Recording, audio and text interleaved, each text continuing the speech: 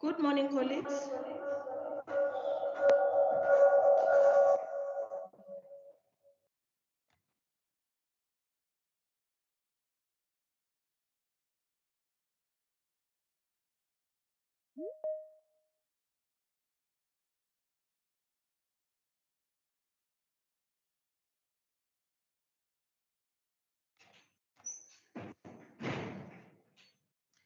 Morning, colleagues. Thank you for joining. I don't know if I'm audible. Can one person at least respond so that I can know that everyone can hear me? Yes, we can hear you. Thank you. Maybe just apology, just ask everybody to mute and close the cameras because there is a bit of a sound on it, echo. Okay, thank you. Colleagues, can we all mute our mics and switch off our cameras so that we can at least be able to get a clear sound? Can we please all mute? Thank you, colleagues. Greetings to all attendees. My name is Ria Hwedi, and I'll be your program director for today. Colleagues, can we mute our mics? Can we humbly mute our mics? Thank you, colleagues. My name is Ria Hwedi, and I'll be your program director for today. I would like to extend my sincere gratitude to all SSPs, employers, all stakeholders, also acknowledging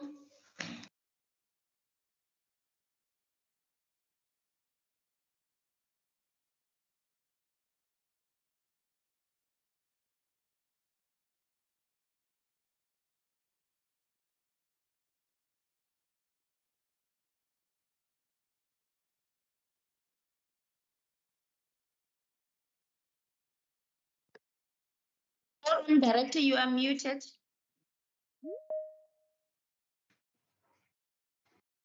We apologize, colleagues. Am I audible? Am I audible? Yes, yes.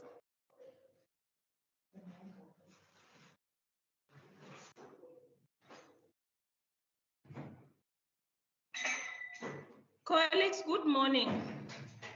Once again, I would like to extend my sincere gratitude to all SSPs, employers, all stakeholders, and also acknowledging the presence of Mr. Emory Dili, Vice President of the Fifth Council, Ms. Ice Raydon, Chairperson of the Fifth PB SW, and Mr.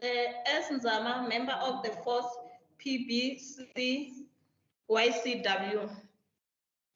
And all members who are of the board who are present or who are in our midst, we greet you. In opening our program, we would like to emphasize this point, or request rather. May we all please mute our mics and switch off our cameras so that we can receive a clear sound. I thank you. And again, there will be a question and answer session after this, after the presentation.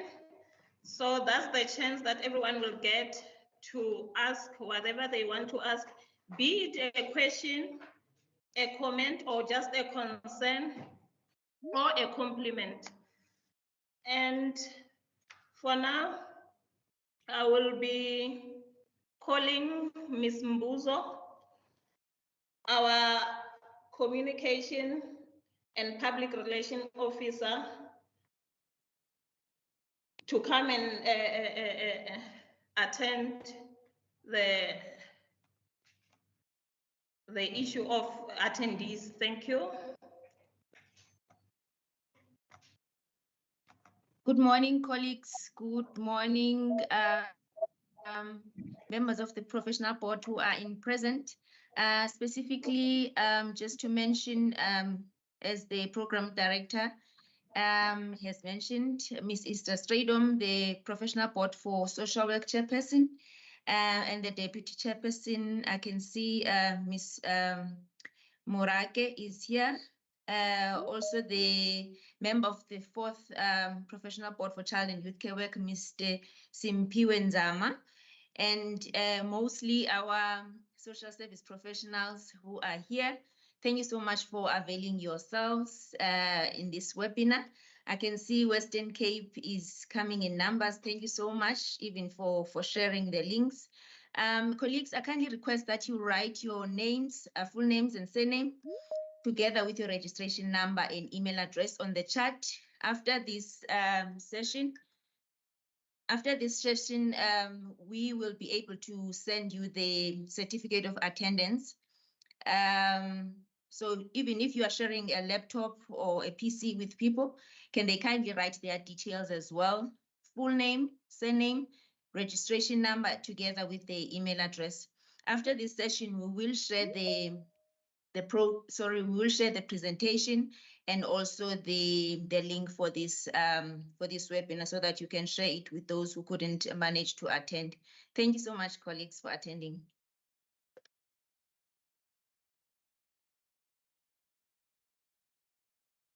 Thank you, Ms. Mbuzo. I would now like to call on stage Mr. M. Muridili, our Vice President of the 5th Council, to come and give us the purpose of today's meeting. Over to you, Mr. Muridili.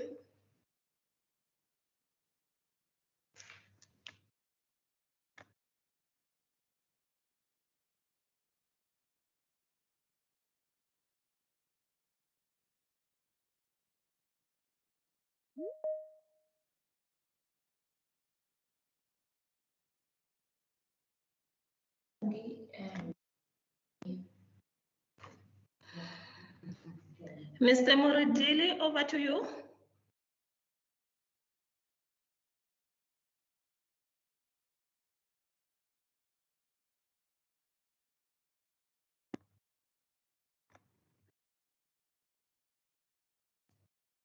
I don't see Mr. Muridili in the meeting at the moment.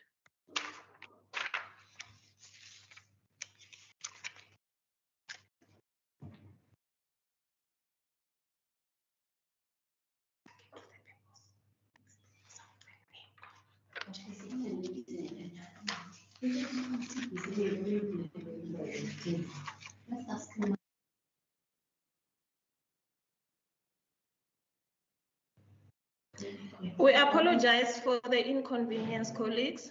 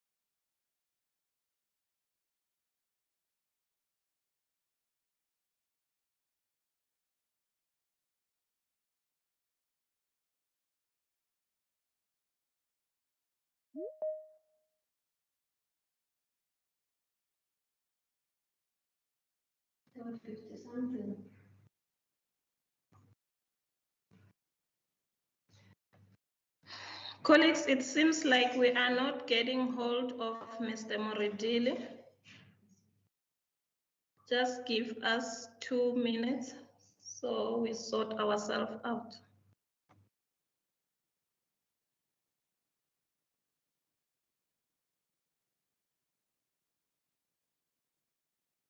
Program Director, sorry, I raised my hand. Is it possible for Ms. Murake to do the purpose so that we can carry on with the program and not delay?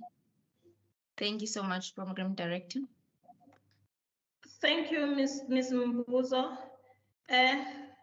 Ms. Murake, may you please take over? Thank you.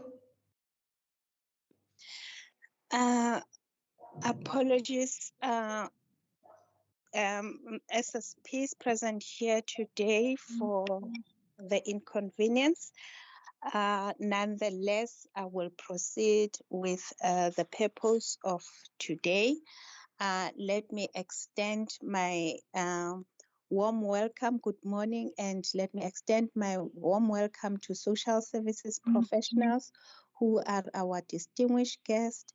To managers who are present here today, I know your schedules are very hectic. It really means a lot to have joined the webinar.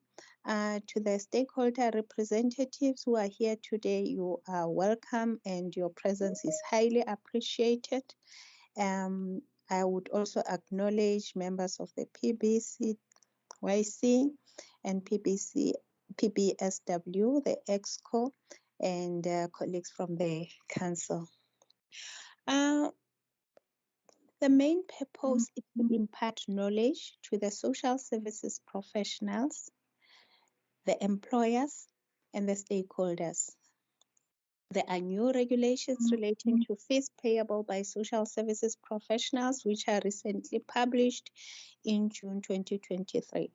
But we cannot only focus on the new regulations. We also found it fit that we should also enhance your knowledge or remind you on the role of SACSSP, who we are, the structure, the mandate, the professional boards, the 2 professional boards, but most importantly, the rationale or the reason why as professionals we need to register.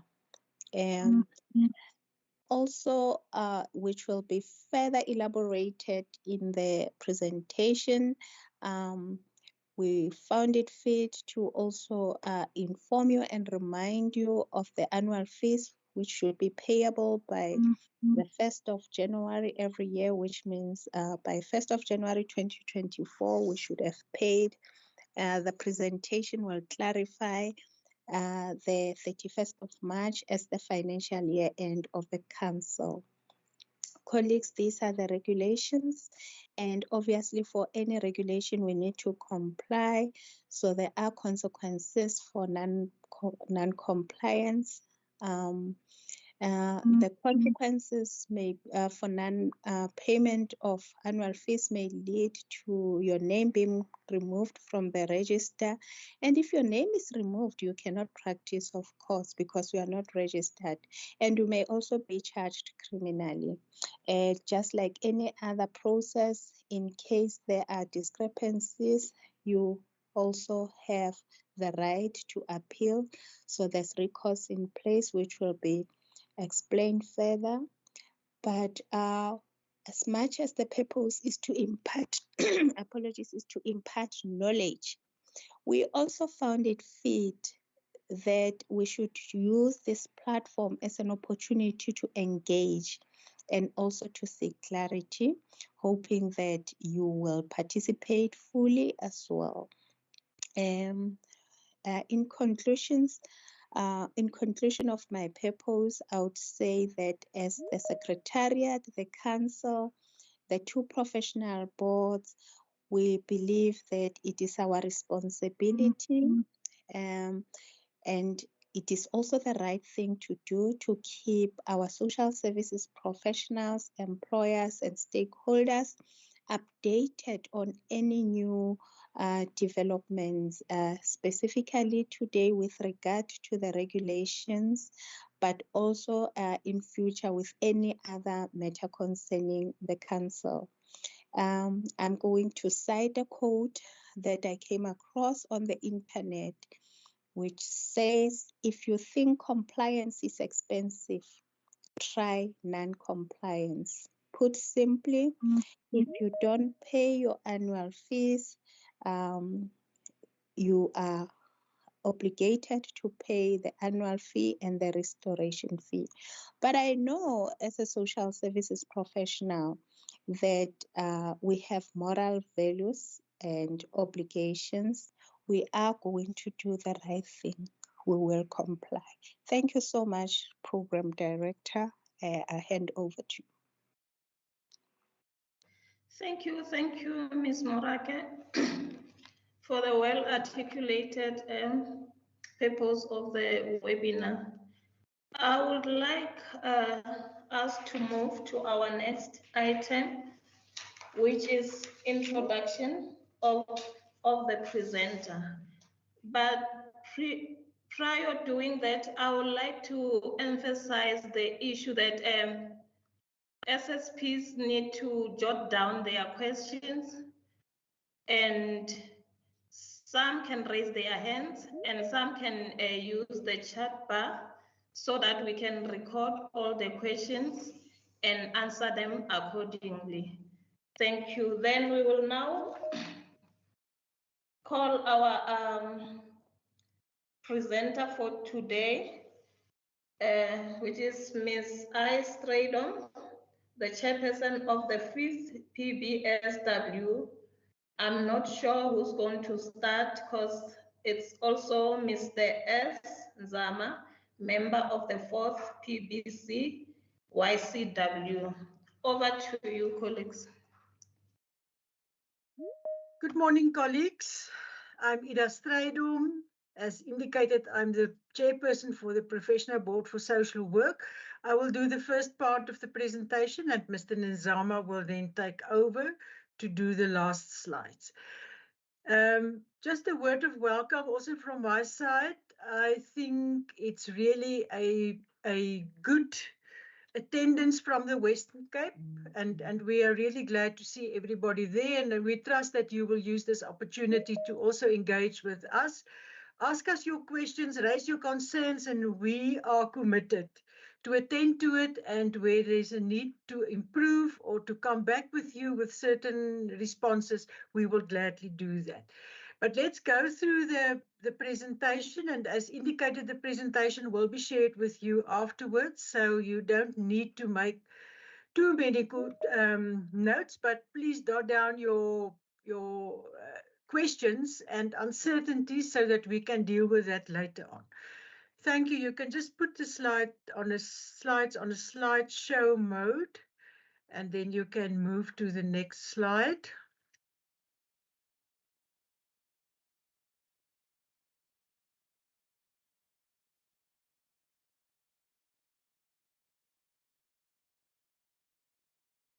Please assist to get the slides on a slide show and then move to the next slide so that we can continue.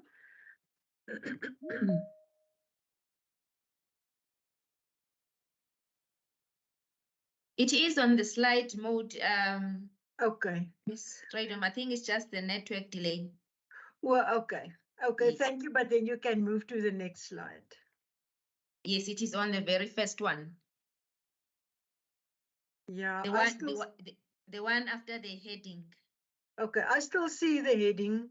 I don't know what others see. Then there's a serious delay because I'm on the second one where it states the different chapters on the regulations.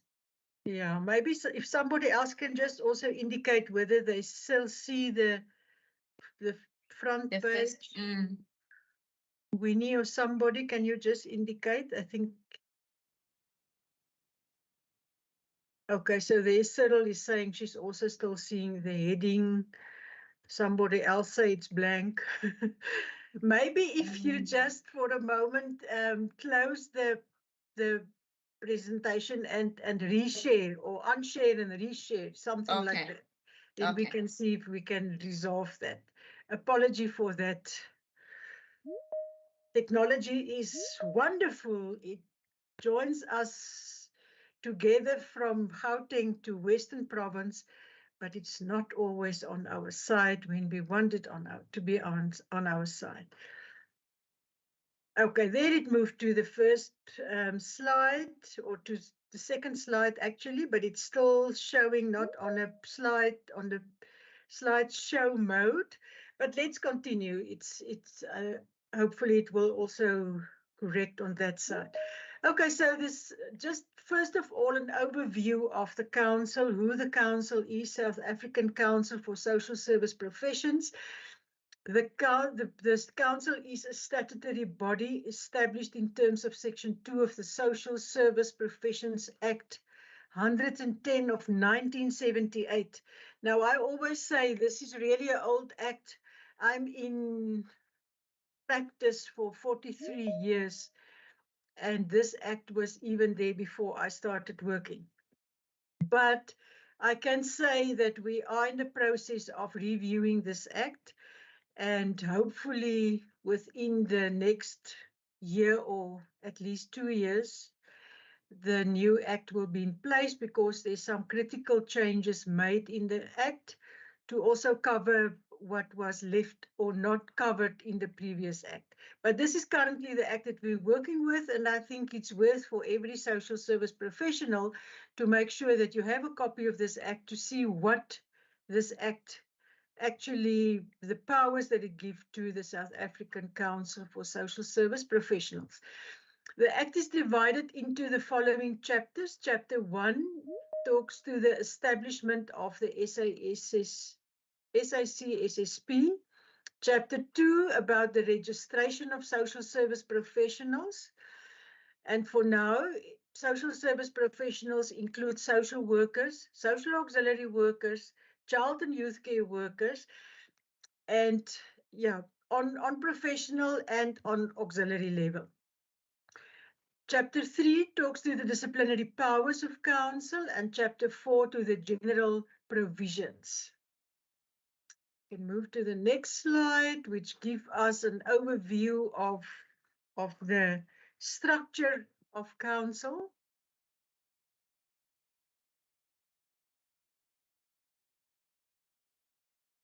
It didn't move on my side.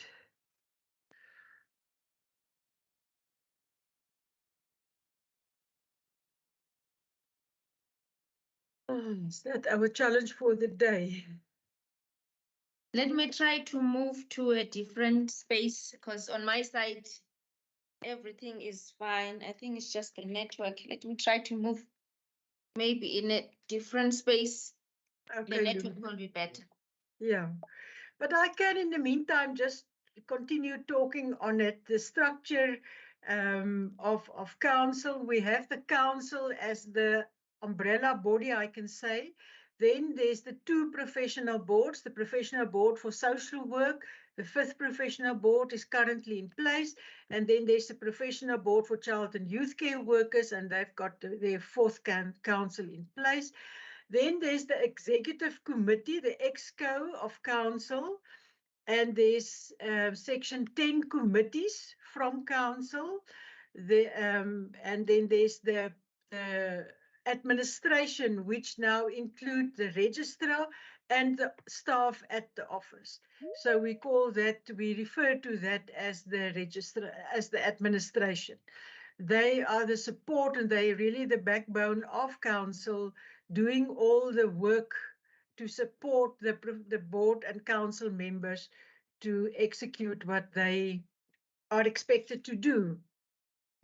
Then further to the structure, the section 10 committees from council, the act allow for this committees to be in place to attend to specific mandates of council. The one is the finance committee, the risk committee, the human resources committee. It's actually risk and audit committee, human resource committee. There's a registrations committee, a transformation committee, a communication and public relations committee, IT and business re-engineering committee, and the Education, Training and Development Committee. Now, all these committees are they are mandated from council, but the members of these committees include council and members of the professional boards to make sure there's a well representation on these committees to attend to the business of all the board and the council. I just want to give a bit time to see if we can get we are now on slide 5, or we can move to slide 5, Lungi, if we still see slide 2.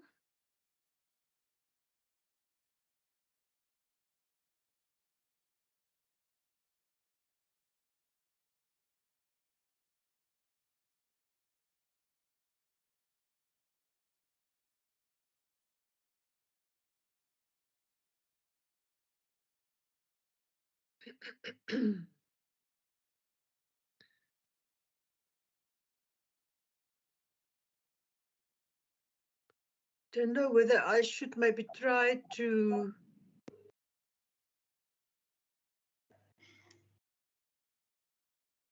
Ms. Stradom? Yeah. Ms. Mbuzo is busy with IT trying to sort out the issue. I think it's a technical issue. Yes, thank you. Okay, so let's hang on a little bit. An apology for that. Hopefully it will be sorted out soon. Yeah, let's just give a minute or what.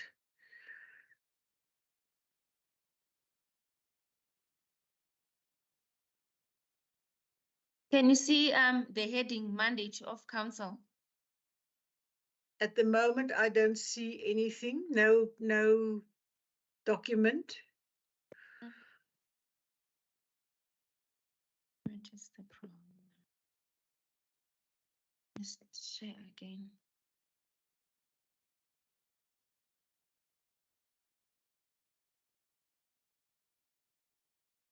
Yeah, there it is now.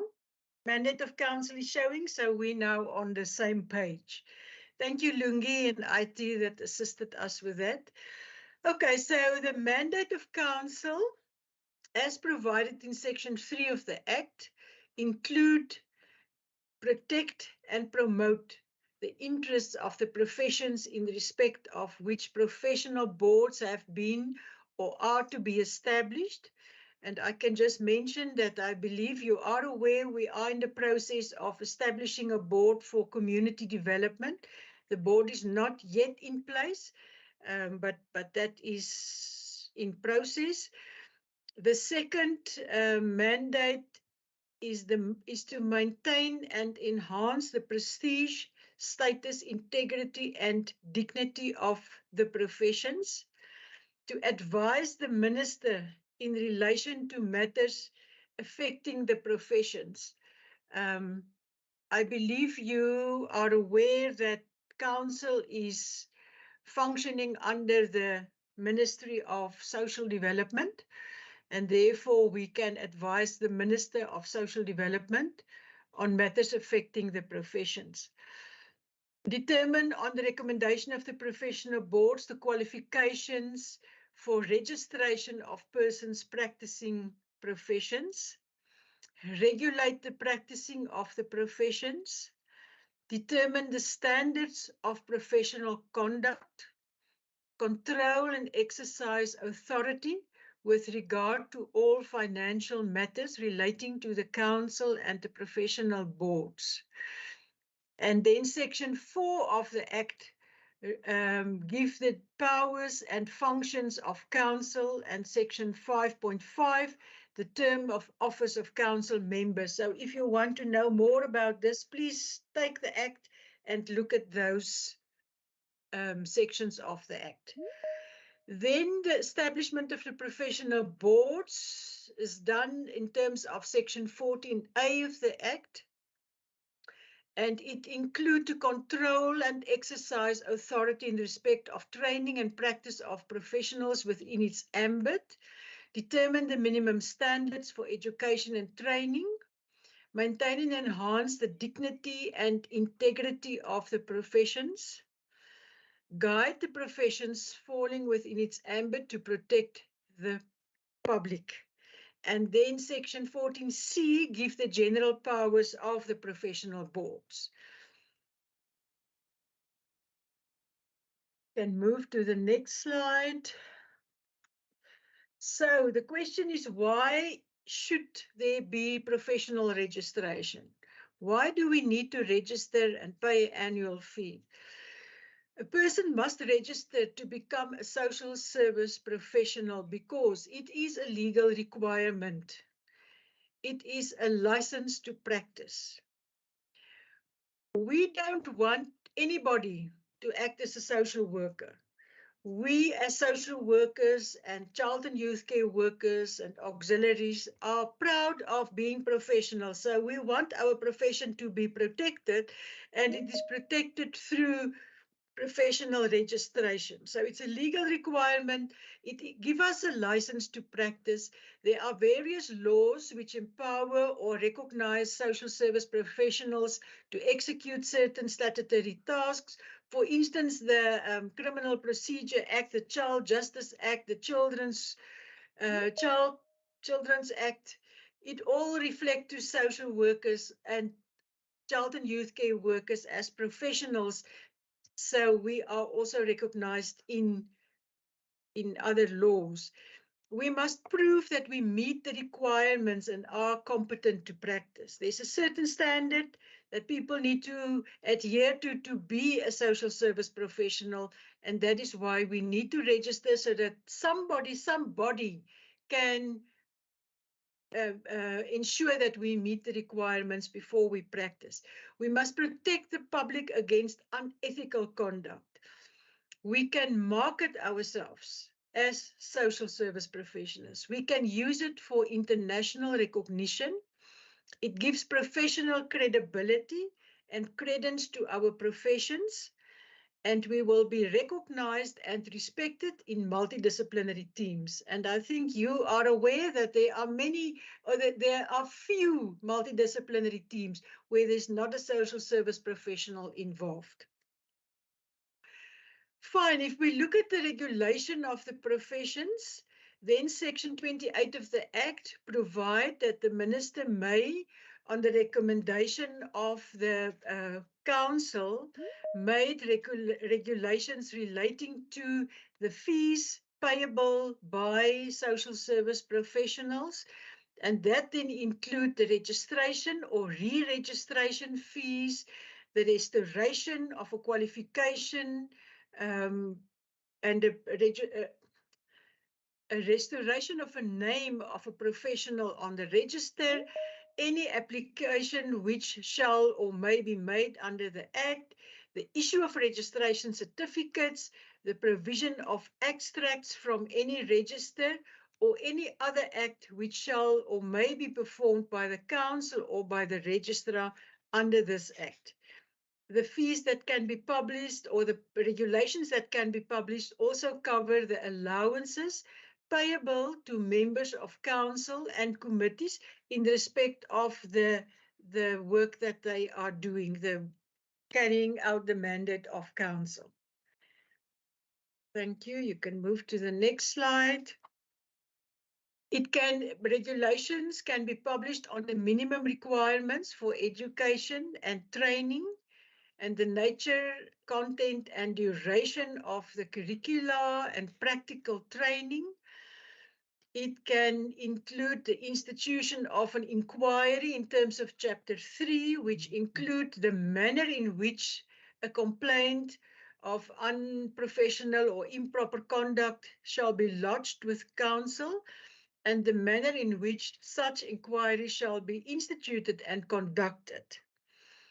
It can also there can also be regulations on the form of any notice or summons given or served under this Act, and the registration and conduct of a private practice by a social worker, and the professional practice of a social worker conducting a private practice. And I can just mention that we are currently in the process of developing regulations for private practice for social service professionals, because at the moment there's no regulations. There's some guidelines, but there's no regulations. So we are in the process of developing those regulations to give clear guidance in terms of private practice for social service professionals.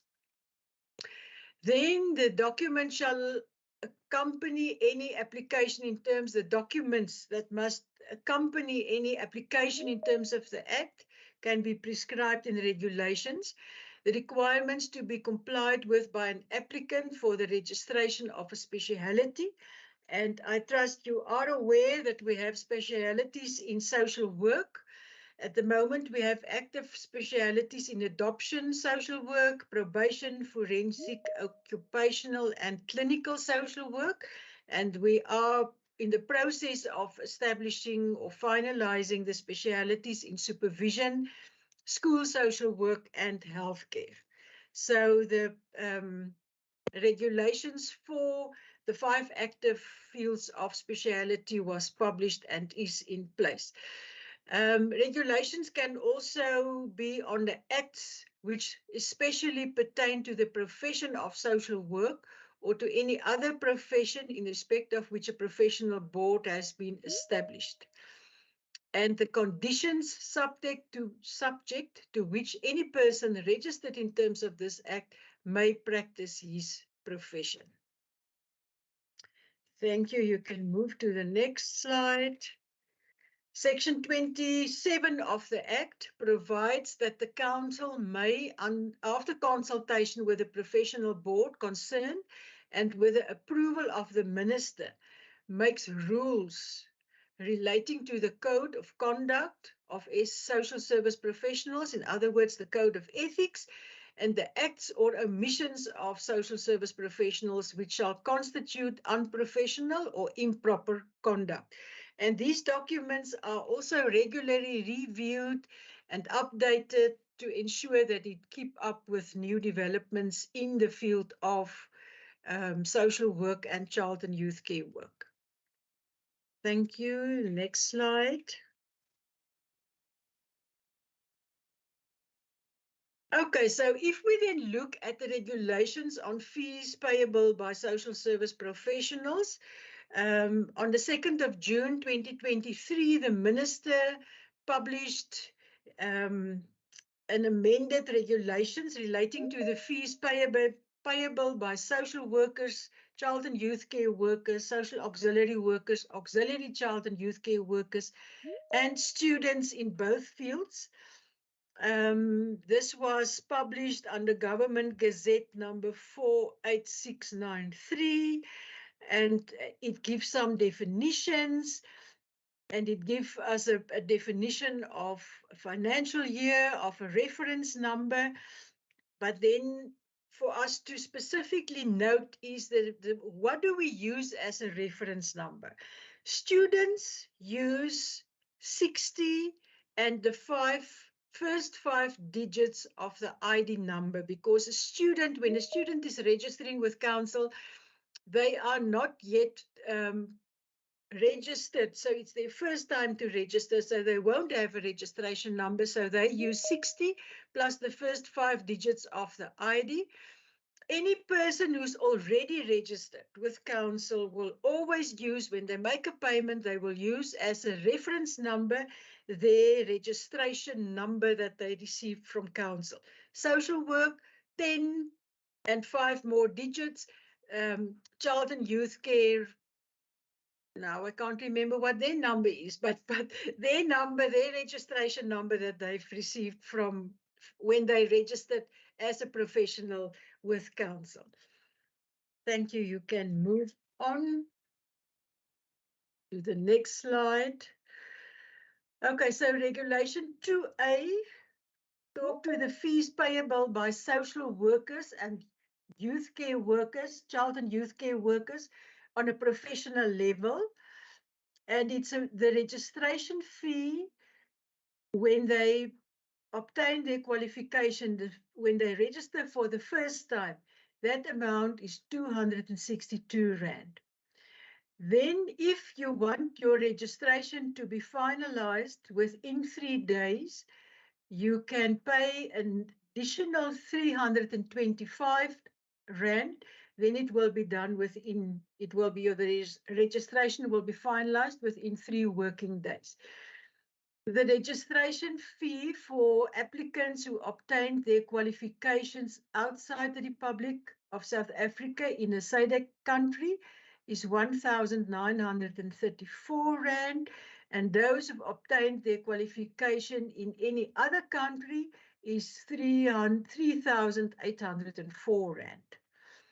Then the re-registration fee for a person whose registration had been suspended is 803 Rand, and a person who want to re-register after the registration was cancelled is also 803 Rand. And the annual fees for social workers and child and youth care workers on a professional level is 500 Rand for the year. Then regulation 2A talk to the fees still talking to the fees payable by social workers and child and youth care workers on professional level. It talked to the fee payable for the restoration of the name of the person who had been removed from the register. It's 762 Rand. And currently we do not enforce the registrar's fine. This is, in other words, when there was a late payment, you need to pay again the registration fee and the annual fee, and that total amount is then 762. So if you pay late and your name is removed from the register, you will pay additional 262 Rand because the annual fee is 500 Rand. So make sure you pay on time. Remember the quote that Winnie gave us. Okay, the examination fee for the purpose of for a person who who qualified outside the Republic of South Africa, they pay 1,234 Rand. We need to ensure that this qualification is on the same standard as in South Africa, so they go through a examination process. That fee is 1,234. The person who obtained a qualification inside the Republic is 1,340 Rand. Administration fee for a reassessment of these applications, if maybe the person did not pass the exam the first time and there need to be a reassessment, then that additional fee is 214 Rand. You can move to the next slide, please. Still with the registration of a speciality for social workers, as I've indicated, that fields of speciality, the assessment fee when they apply for registration of the speciality is 900 Rand, and the registration fee is 233 Rand. Then there's a re-registration fee for persons who had been suspended for some or other reason. The registration of the speciality was suspended. To re-register, it's 803 Rand. And to re-register after the registration of the speciality was cancelled is also 803 Rand. And the annual fee payable for the speciality is also 500 Rand. So a social worker who must pay her annual fee of 500 Rand for a registration as a social worker, or her annual fee as a social worker. And then when a speciality was also registered, it's an additional 500 Rand. So that person will actually have a dual registration as a social worker and as a specialist, and the total amount then payable per annum will be 1,000 Rand, 500 Rand for each. So the fee for the restoration of a name on the register when the name was removed is 762 Rand. And the registrar's fine is not enforced at the moment. The examination fee for a speciality is 1,340 Rand. And the administration fee for a reassessment of the application is 214 Rand. You can move to the next slide, please.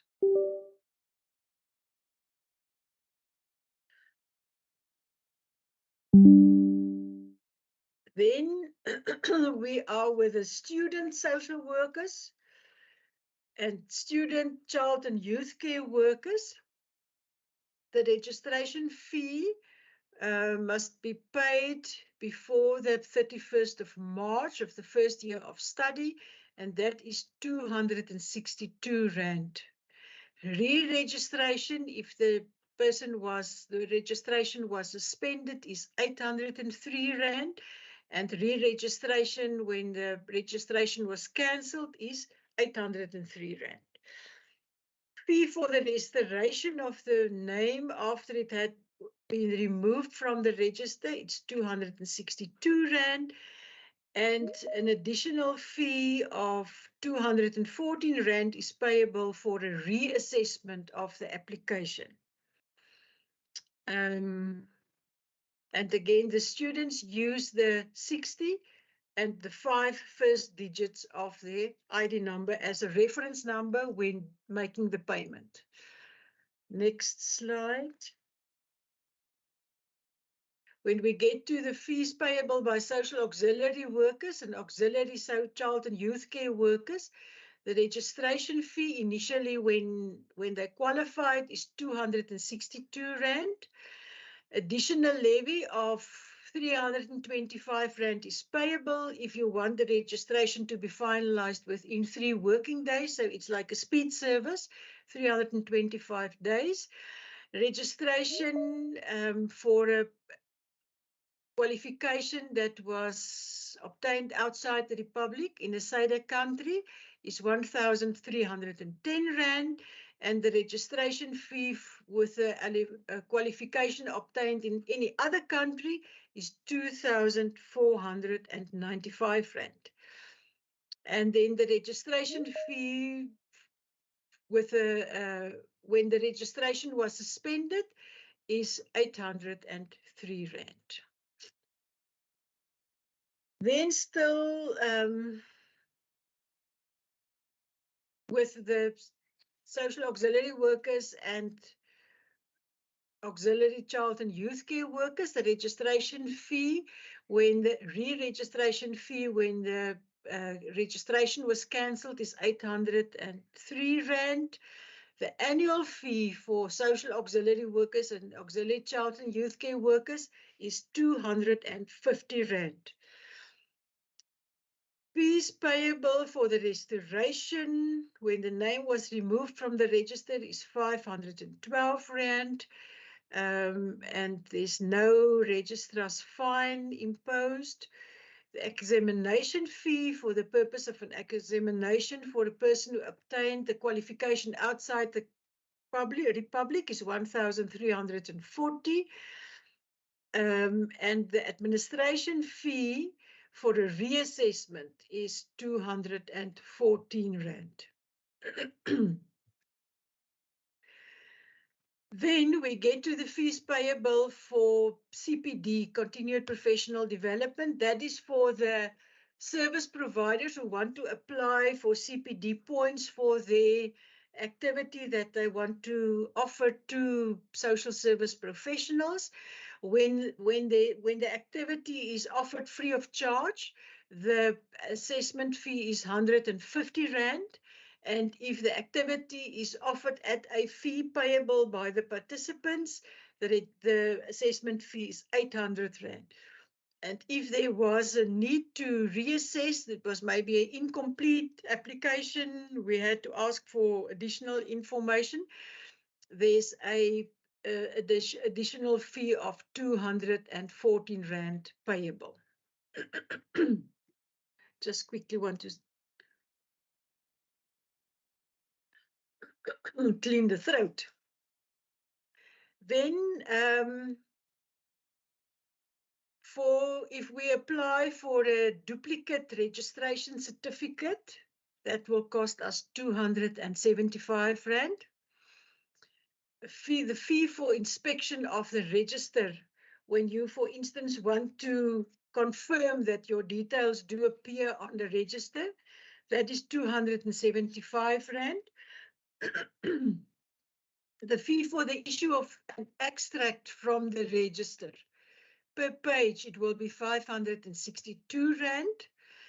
The fee for the certificate of good standing is 675 Rand. And an additional levy in the case of any express service within 3 working days, the additional fee is 325 Rand. Okay, then the regulation 2H talk to the following fees. The fees payable to council by social workers and child and youth care workers. So this is like an overview of all the fees that's payable. The registration of a speciality, the registration as a student social worker, the fees payable by social auxiliary workers and auxiliary child and youth care workers. But the important one, and that's why it's highlighted in red on this slide, is that all annual fees must be paid on or before 1 January of every year. And I know in our minds it's 31st March, but this is actually not correct. The payment should be made by 1st of January or end of December, but that is when our annual fees must be paid. And that is for people, for professionals currently registered with council. In other words, to maintain your registration as a social worker or a child and youth care worker, your annual fee of 500 Rand for professional social workers and child and youth care workers, and 250 Rand for social auxiliary workers and auxiliary child and youth care workers must be paid by the 1st of January. The date of 31 March is the end of the financial year, and that serves a different purpose. And the Act actually say that if a person failed to pay the annual fee, there's a grace period of 3 months to pay the fee. But by the 31st of March, the office wanted to update all the payments. They want to have issued all the register or the practice cards, so that come 1st of April, the new financial year, everybody have paid their fees and already have their practice card. And it takes time. You can just think the number of professionals that are registered with council. all that payments come in, it must be linked with a person on the register. It must be confirmed that that person is still registered. The practice card or the receipt, as some of us refer to it, must be issued and must reach that person before the 31st of March. So if you only pay on the 31st of March, you will not have a new practice card on the 1st of April when you actually need one, because your previous one will expire on 31st of March. So this is the plea from the office and from council and from the professional board, that all fees must please be paid by the 1st of January. Then we can look at the regulation on fees still payable by SSPs. There's a first-time registration as a social worker and a social auxiliary worker. It's still a summary of all the fees that's payable and the regulations that can be made on fees payable by social workers and social auxiliary workers. The important one is here is to see that in the case of a person whose name is restored in terms of Section 23 of the Act to a register, the restoration fee and annual fee must be paid in full for the financial year concerned before such person's name can be re-entered or restored on the register. So when your name was removed or it was cancelled, your restoration fee plus your annual fee must be paid, and only thereafter your name will be re-entered in the register and you will get your practice card. So that is the important one on this slide. We can move to the next slide.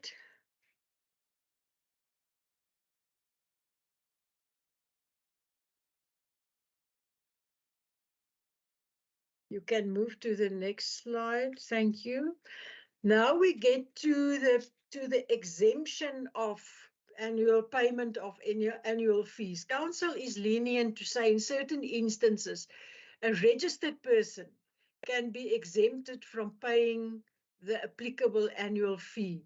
And the first one is the professionals who reach the age of 65, 5 years, and we can call them senior citizens or veterans or whatever you want to. But if you reach the age of 65, you can apply for exemption of fees, and that application must be made by 30 November of the year where you already turned 65. So on the 1st of January, if you're not yet 65, you cannot apply for exemption. But if you turn 65 in that year, you can apply for exemption, and your application must reach council before the 30th of November. And that person will then be exempted from paying fees for the next 5 years, but remain registered.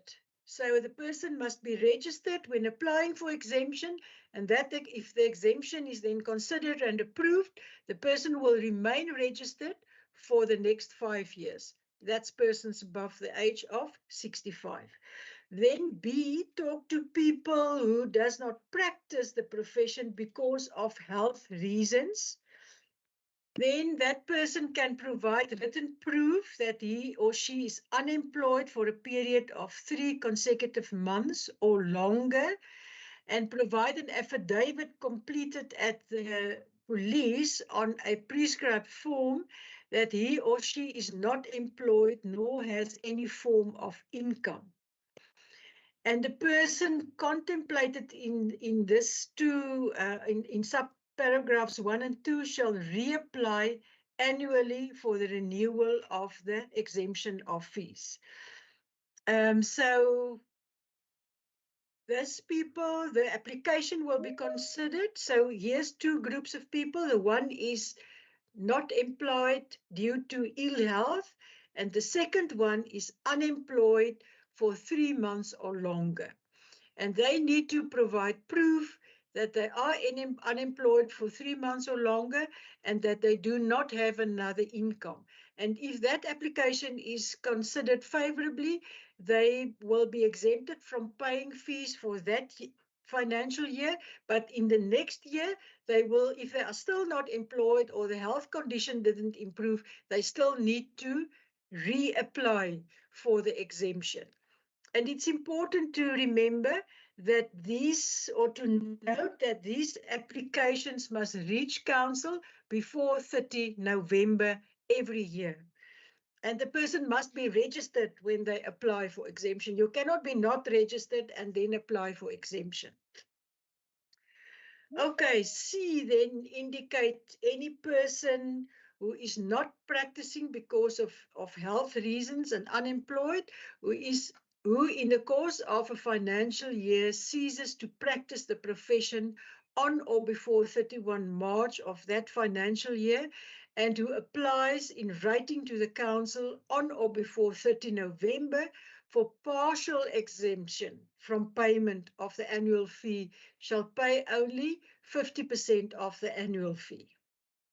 And then any person who qualifies for an exemption in terms of paragraph B and C is not allowed to practice the profession while under exempted fee, if I can put it like that.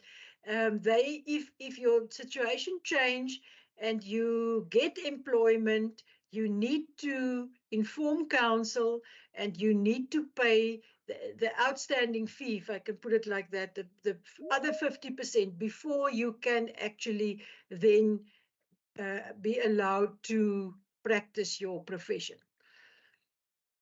We can move to the next slide.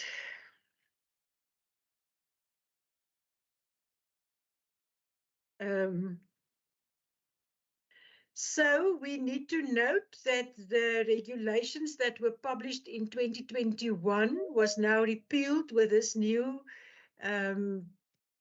regulations that were published in July 2023. And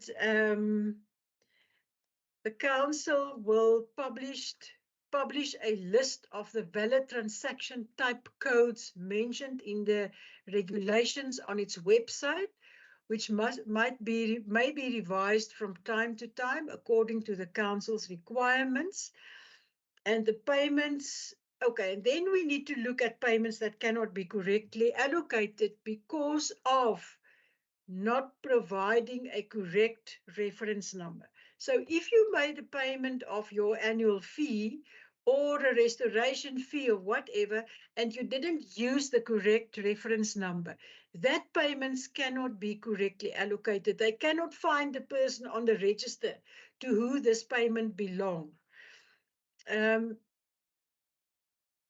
will be the payment contemplated in this sub-regulation 4 shall be kept in a separate account until such time the person who made the payment is identified for a period not exceeding 3 years, whereafter the fee will be regarded as an unallocated and recognized as other income in relation to the operations of council. So that is why it's so important for you to use the correct reference number when you make a payment so that council can see to who this payment belongs. If it's not there, it's indicated as unallocated fees or unidentified fees, and you will not receive your practice card because there's no proof that you've paid. But if you realize that you don't get your practice card, you must contact the office and make them give proof of your payment. And then maybe in that way, you can be assisted, or the office can be assisted to make the link of that payment to your name and actually update your payment and issue your practice card. Okay, so I will end here and I will hand over to Mr. Nzama, who will do the last few slides. Thank you, Program Director.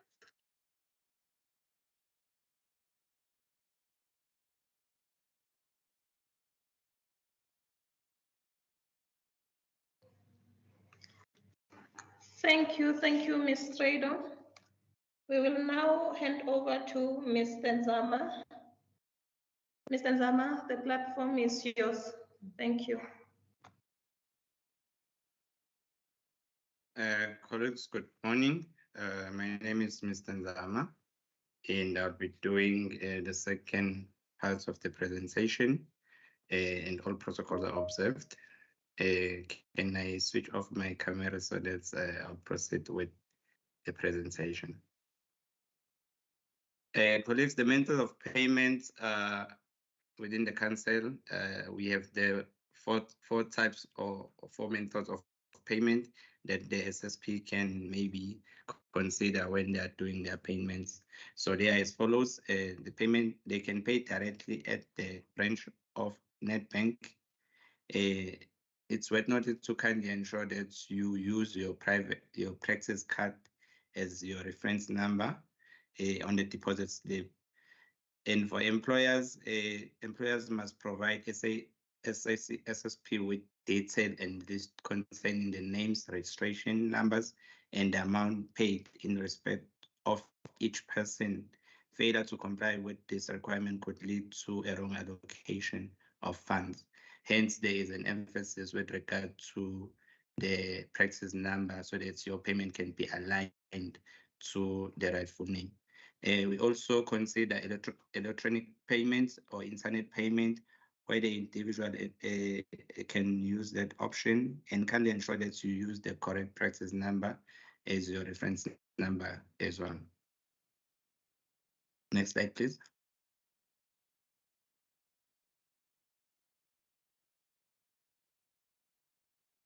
You can also pay directly to the council office, where you can interact physically with the officials in the office in Pretoria.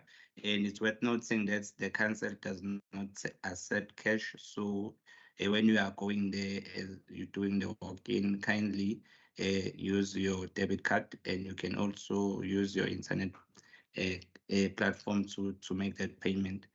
And the account number holder is SACSSP,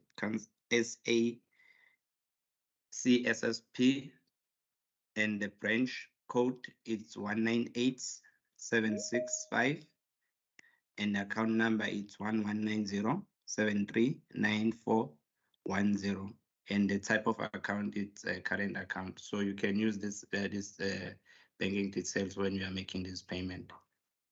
Next slide, please.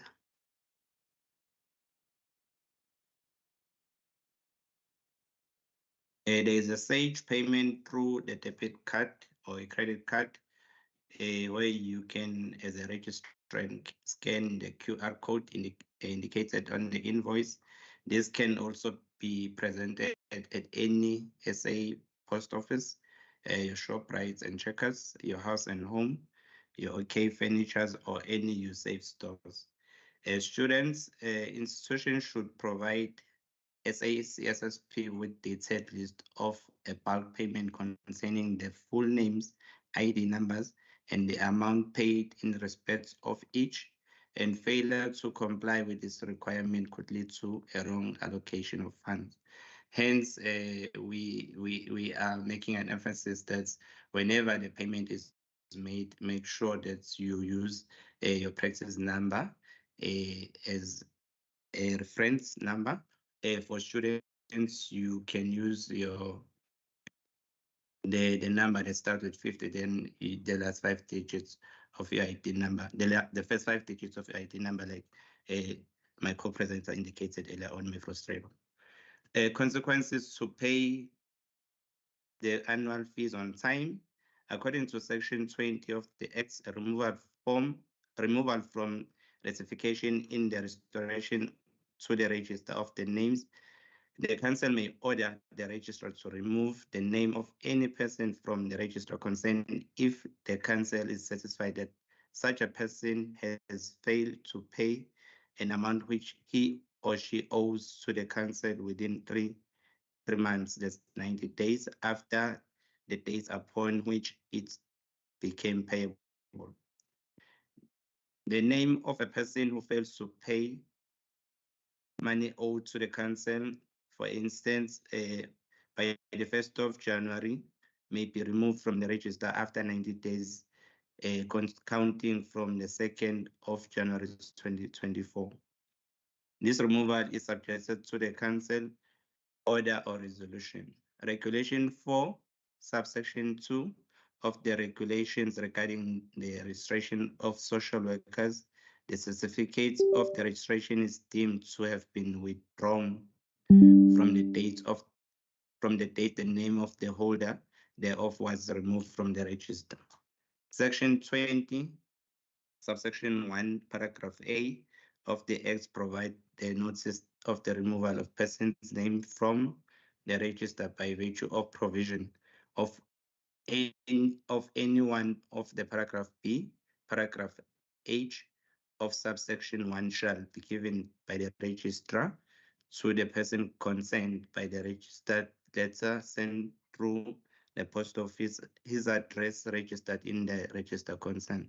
So colleagues, I think with this section, it also make reference to the registrars, to the registrant or SSP to continue updating their profile with the council, so that whenever the council make this communication, maybe via the letter that will be sent to the SSP, those letters would be forwarded to the right and updated address. So as and when we relocate to different address, let us make it a point that we do update the council, or even if we change our contact details, also update our profile in the council so that they will be easy to connect with us. According to section 16 of the Act, offense and penalty, any person who contravene any provision of section 5, subsection 1 shall be guilty of any offense and conviction be liable to the fine or imprisonment for a period not exceeding 6 months. So any offense or penalty, there is a penalty not exceeding 6 months. So colleagues, as we are regulated, we need to abide ourselves by the Code of Ethics. The consequences for failure to pay annual fees on time are as follows. Rules relating to the act or omission of the social worker, social auxiliary worker, or a student social worker within which shall constitute unprofessional or improper conduct. It's a behavior that is detrimental to a profession according to Rule 3, act or omission of the social worker which shall be deemed to be detrimental to the profession and to constitute unprofessional or improper conduct. Subsection 9 of the very same rule, the employer of any person or as a social worker, student social worker, or a social auxiliary worker, knowing that such a person has not been registered in terms of the Act. Rules relating to act or omission of a child and youth care worker at the professional level and auxiliary level, which shall constitute unprofessional or improper conduct. It's a behavior detrimental to the profession according to Rule 4, act or omission of a child and youth care worker, which are detrimental to the profession and constitute unprofessional or improper conduct. As a paragraph E of the same rule, employing a person as a child and youth care worker or a student child and youth care worker, knowing that such a person is not registered in terms of the Act, according to Rule 7, paragraph F, employing a person who is not registered in terms of the Act to perform a child and youth care work. So, colleagues, I think this is just a reminder that we need to abide to the Act, and if we are practicing while we are not registered with the council, that constitutes an unprofessional and improper conduct. And the employers who are employing social service practitioners that are not registered, that also unprofessional and improper conduct. According to the records for a person whose name was removed from the register, Section 20, subsection 1, paragraph D, removal. Section 20, subsection 3 provides that if the council is satisfied that's a reason, that's the reason why any person name had ceased to exist and he or she satisfied the requirements for registration in terms of this act, the council may, on application made, it prescribed manner by such, and after payment of the prescribed fee, order that his name be restored to the register from which it was so removed. Section 25, appeal against refusal or penalty or removal from the register. So if your name has been removed by the council according to section 20, section 25, you can also appeal to the council against whatever resolution that was second that emanates to being removed from the register. And there are roles and the responsibility of SSPs and employers of the SSPs. As a registrant, being a social worker or HIV and youth care worker, at whatever level, can be at auxiliary level or a student level,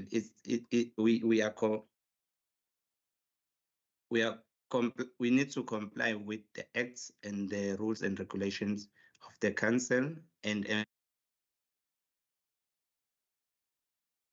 employers, they need to comply and ensure that the implementation of the acts, rules and regulation. They also need to take necessary steps in terms of the Labor Relations Acts against any social service practitioner who refuse or fail to comply with the acts, rules and regulation and report the same SSP to the council. So colleagues, that brings us to the end of our presentation. Thank you. We'll hand it back to the program director. Thank you, Mr. Nzama. I would like to appreciate the presenters of today's webinar, Ms. Stradom and Mr. Nzama. Your participation is highly valued as we learn a lot from you. We will now move to our next item, number 6, which is question and answers. All right. Question and answers will be carried out in this manner. 3 SSPs will be posing their questions and then we will answer after that. And also on the chat bar, they will ask their questions and then the team will all answer those questions. SSPs are also encouraged to participate as this webinar's purpose is to impart knowledge and to educate. So it's their platform now to ask questions, whether they seek clarity, whether they need to comment about anything to do with this webinar or to do with their registration with council. They are welcome to do that. Thank you. I'll now open the platform for questions.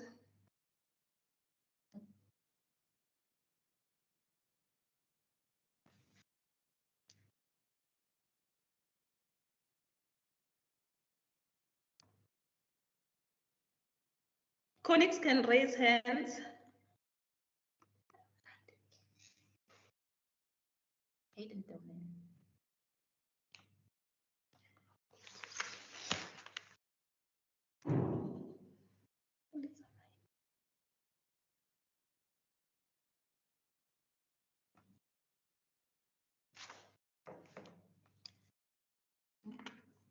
Mr. Hayden Derman. You can pose your question. You can open your mic. Okay.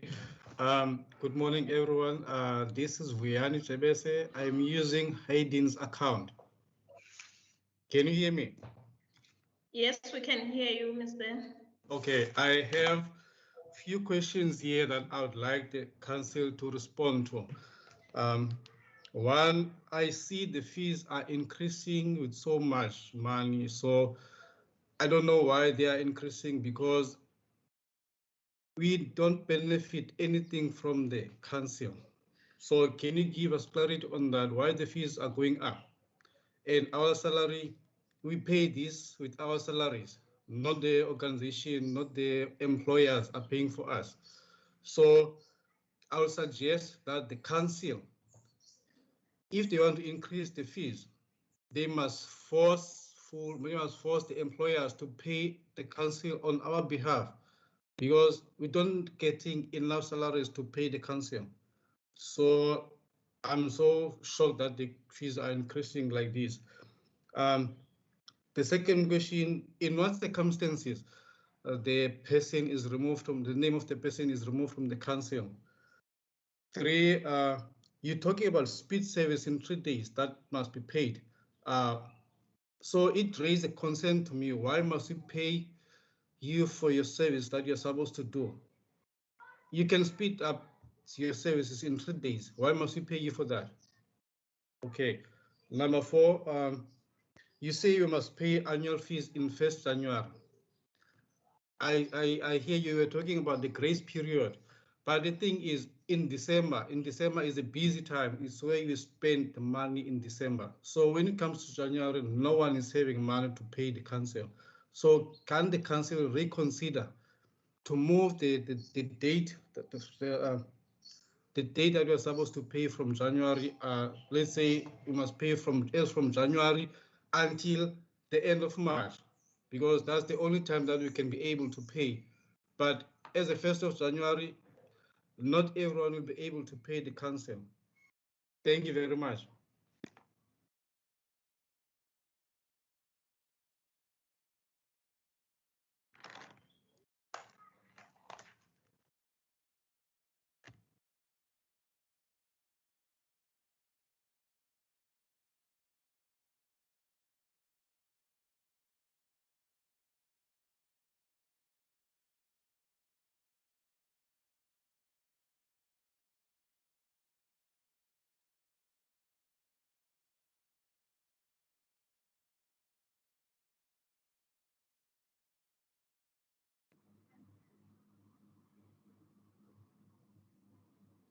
Where's our program director?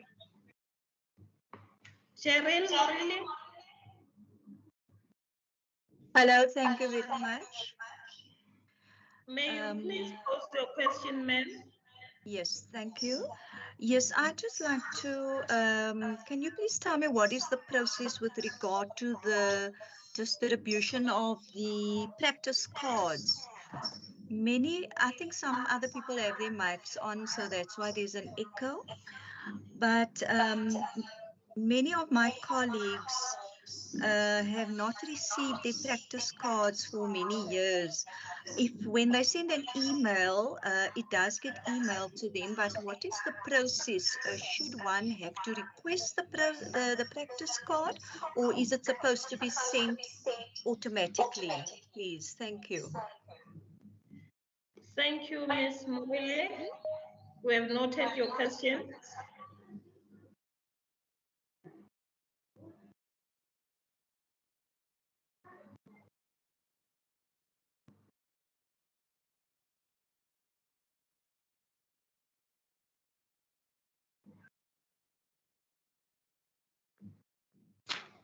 Mr. Godfrey, can you pose your question? My question is just the following. Good morning. It's just regarding, I can recall some months ago, it was last year, I'm not 100% sure. You sent out a list of certain social workers that didn't pay registration. And my name was also on that list. And for me, I just want to know where the problem comes in, because I know I did pay. I think it was 2015 or 2016. But fortunately, we find out I did have proof, which was registered in my office also. So we keep a copy also in our offices at the regional level. But there was quite other people's names also on that list, and most of them did pay. So I just want to know where did that challenge come in terms of not having evidence from your side, although the people already have paid. Thank you. Thank you, sir. Your question is noted. I will now like to open the platform for our team to respond to the questions so that we can move to the next page. Thank you. Over to you, Ms. Padayachi.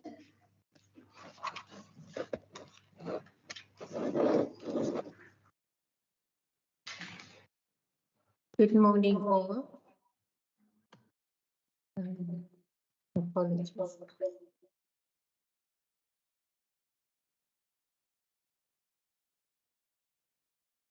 Okay, I will begin with the first question.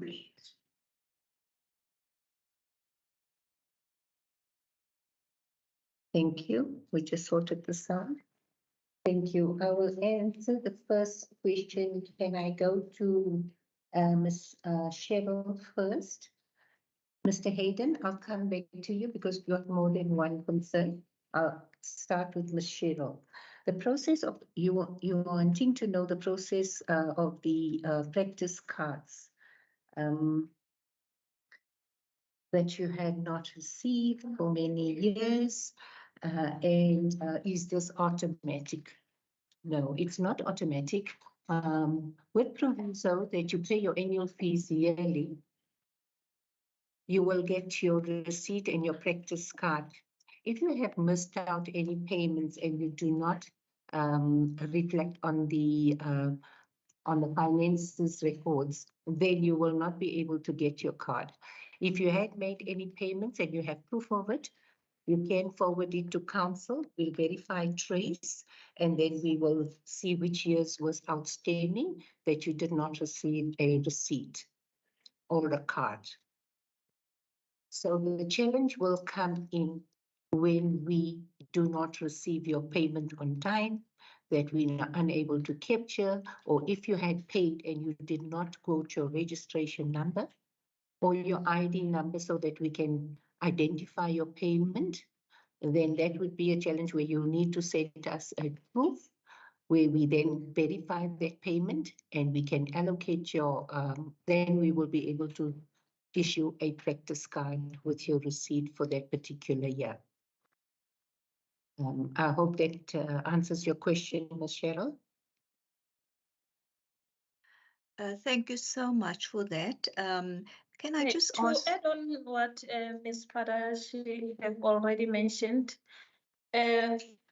Cheryl, we also have an issue of updating information on the system, because you find a different email address on the system and the person is using a different one. So when they are doing it in bulk, it goes to the recorded address, which means SSPs should update their information with council regularly. Thank you. We will now go to the next question, to the first question of is it Mr. Hayden or whoever is using Mr. Hayden's laptop?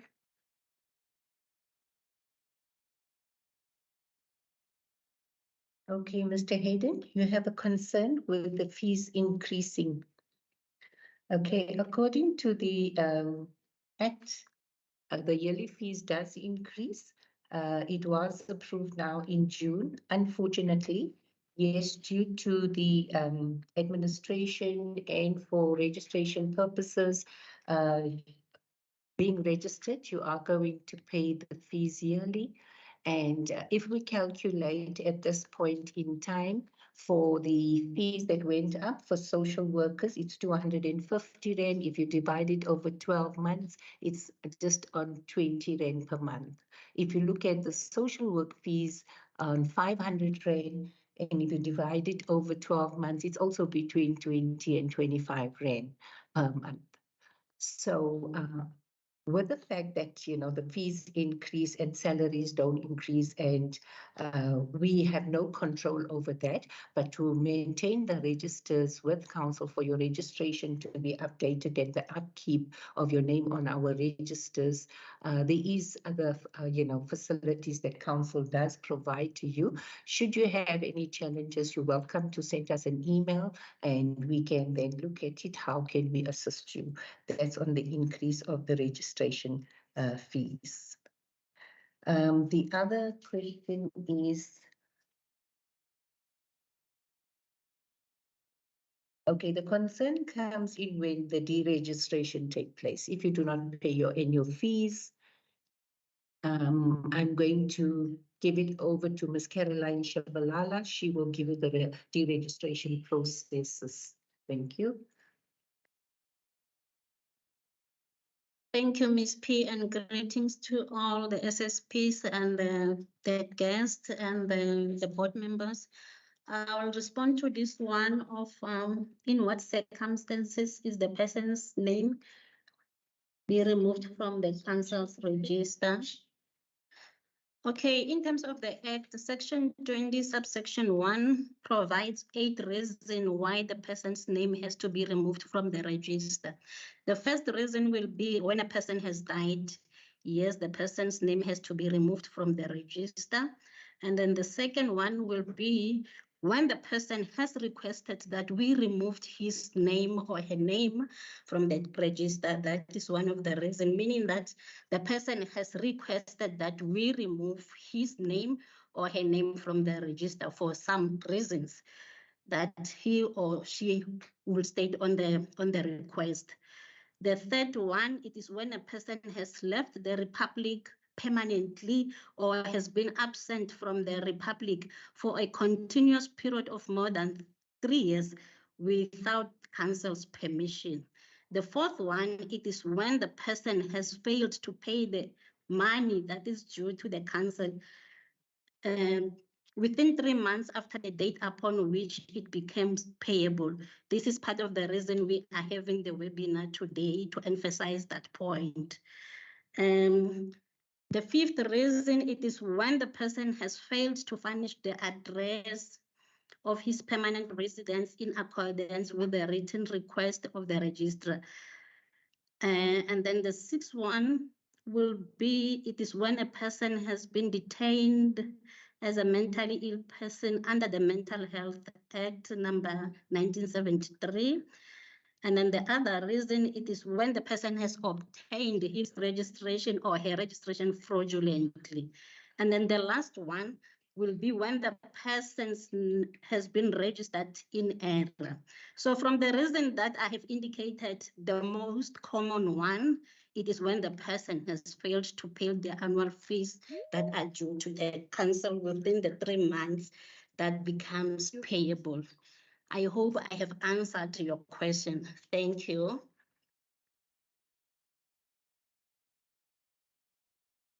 Thank you, Ms. Shabalala, for that. I would respond to Mr. Hayden regarding the speed services and why should you pay. Okay, the speed services come in when you request for a status report and you're wanting to use that official document for submitting to the service provider that you are going to be registering with on a private practice level, or you're going outside the country and you're wanting to use our services, and that you get it within 3 working days. That's one point. The other, even your registration as a social worker, and if you find employment and you need to submit proof of your registration, that is also a speed service fee that we charge due to the fact that we can deliver that services to you within 3 working days. In some cases where we would have challenges, we do not we cannot make it in time due to maybe the network challenges or any other challenge. We won't be held responsible for that, and we would not give you that service within 3 working days. Yes, as much as you say, it's part of our work that we have to give you good service delivery. We will also focus and consider that where we can exempt the 3 working days if it comes to a point we have everything and it doesn't delay the processes. Thank you for that point. It's valid. We'll focus on it and consider. But on our main functions that we use for the 3-day services is for one's purposes when they need it, like ASAP. Thank you for that. I hope it answers your questions. As we've unpacked according to the Act, due to the fact that the date has come into effect to pay by 1st January your annual fees, this will not delay you getting your receipt before 31st March because Council's financial year ends 31st March. So the reason why it is at that point, it will give us time to process your payment so you can get your practice card and your receipt on time without further delays. I know it is a busy period over December. Everybody's looking forward to the festive season. And unfortunately, we do not have control over that, but we give you the time to pay from November, 1st of November, right up to the 31st of December. And should you have any challenges relating to that, which we have no control of, we would then, ask you to consider that part because it does come to the point where it is going to affect your, practicing without having a practice card for the purposes of producing that card. It is also noted that you're not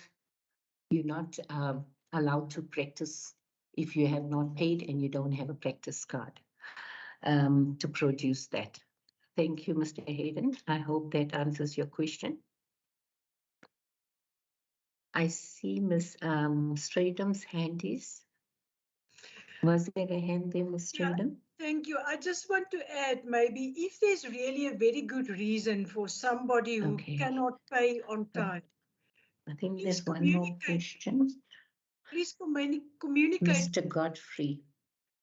Sorry, can you hear me? You said your name was on the list you sent with the social workers and that you have paid 2014, 2015. Can I ask you, Mr. Godfrey, can you either communicate with us directly so that we can get more information relating to this so we can verify what's your main concern in this question. I will put an email address on the chat box, which you can then individually send your concern to us, and then we will assist you.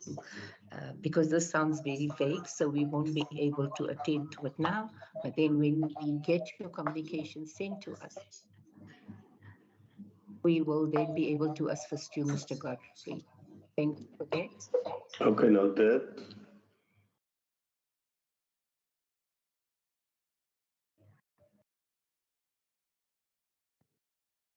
Program Director, if you can maybe just come in here. I don't know whether you can hear me. Yes, we can hear you, Chair.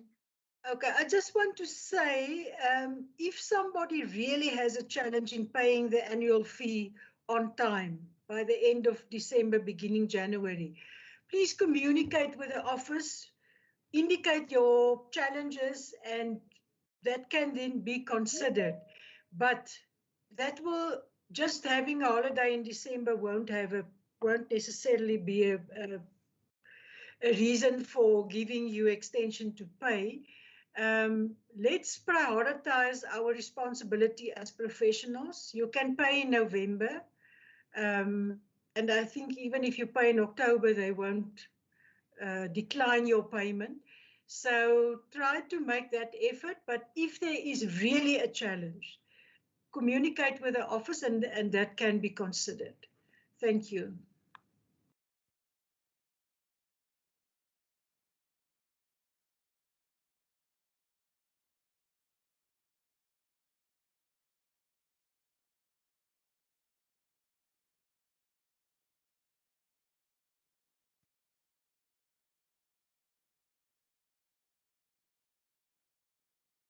Back to you, Program Director.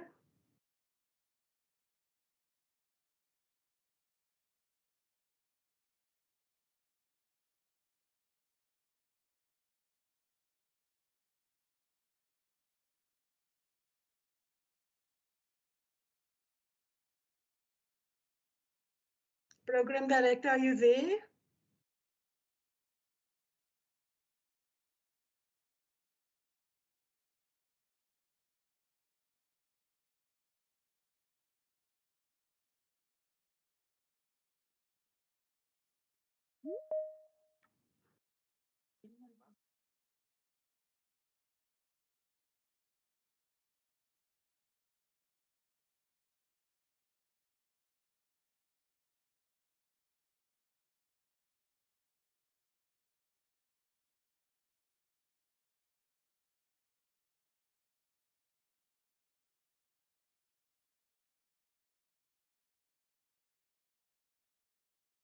I don't know what happened to the Program Director, but I see there are more questions. Maybe Yes.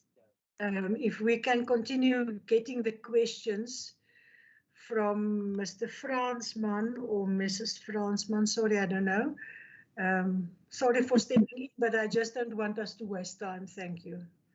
Thank you. It's Mrs. Fransman. So I'm hearing the responsibility that we as practitioners have to follow, and I think many of us do. I put a question in the chat box as well. Is there a specific email address or a specific person that we can contact? Because we do submit our proof of payments when necessary. Requests have been made for copies of our practice cards, and I'm speaking specifically for myself and some of my staff, and we still haven't received them. We don't get any response. So is there a specific person, that we can make contact with to ensure that while we are compliant, the council is also compliant in terms of sending us the necessary documentation in order for us to practice ethically and responsibly, please?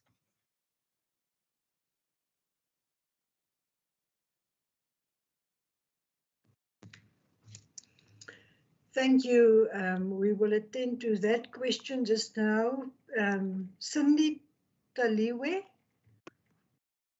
Good morning, colleagues. I just have also a question of asking, is the specific email to send our queries to with regards to the certificate? My certificate, the spelling is wrong. I've been sending emails since 2020. Kutala at SACSSP, registration manager, register officer 4, register officer 2, no response. So is there someone specific that I can send an email to get my certificate correctly? The name is spelled incorrectly. Thank you.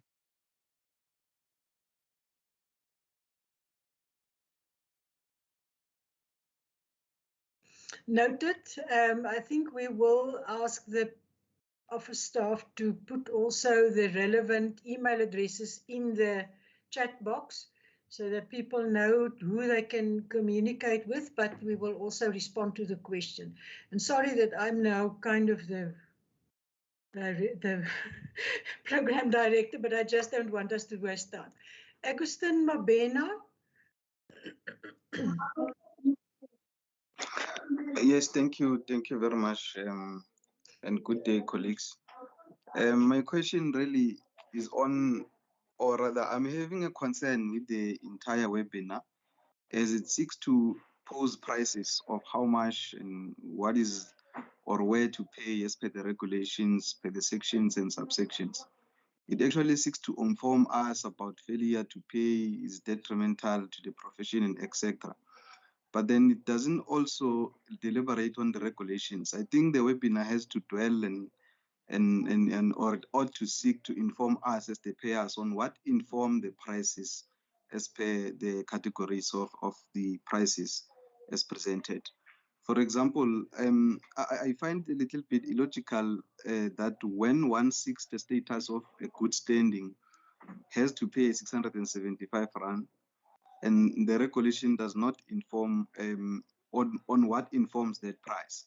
And that is not actually my main worry. My main worry is that when I seek a status report, for example, for the Board of Healthcare Funders and or maybe working abroad, I have to pay the double price or the same amount for as in 675 rand.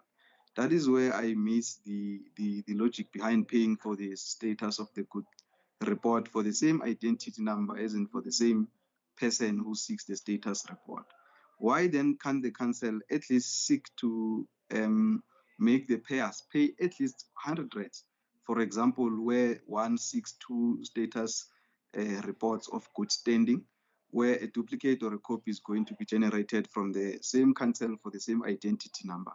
Take, for example, colleagues, the South African Council, rather the South African Qualifications Authority, verifies qualifications for the graduates in South Africa, and they pay, even if I may not be exact, they pay around 600 rands.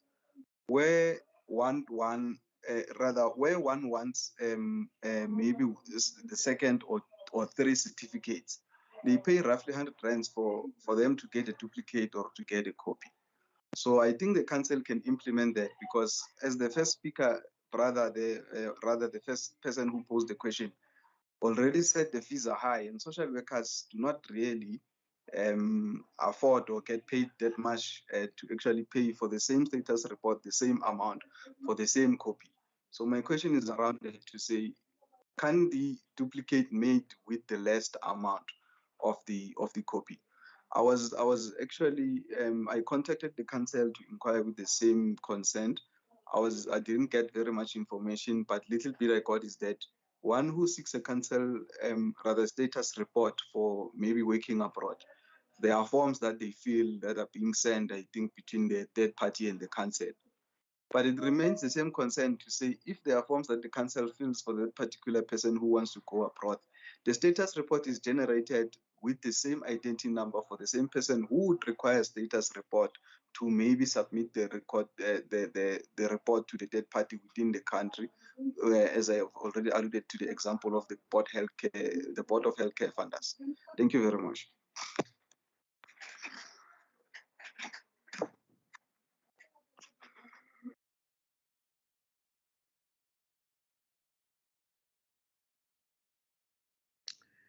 Thank you. I don't know whether the program director is back or can hear us, but let's take the next question from Funiswa Neti, and then we will respond to these questions. Thank you.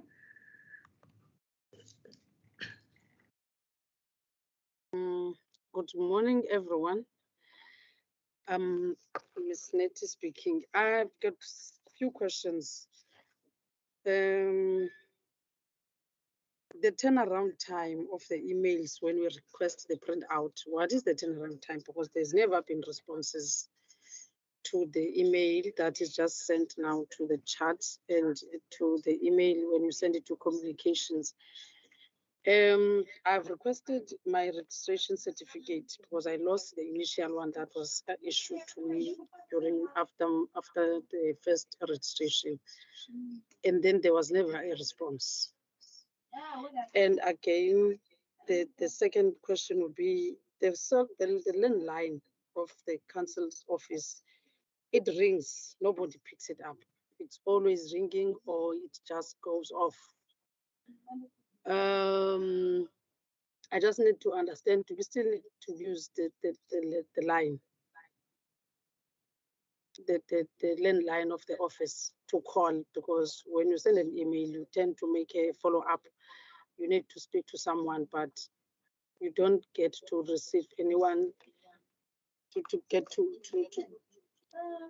no one picks up the phone in the office. And also, what is the turnaround time of when someone is requesting a status report? Is it a year, or is it 6 months? Is it 8 months? I just need to check those 3 things. Thank you. Thank you, Ms. Neti. Ms. Padiatsi, can you respond to some of the questions? And I think where necessary, the acting registrar can also assist with some of the responses. Thank you. It seems like the the program director have got a challenge with sound. Thank you. Continue, please, with the responses. Thank you, Ms. Tradham. Yes, we are having challenges with the sound, but we have sorted it out, so it's going back on par. I will respond to the question.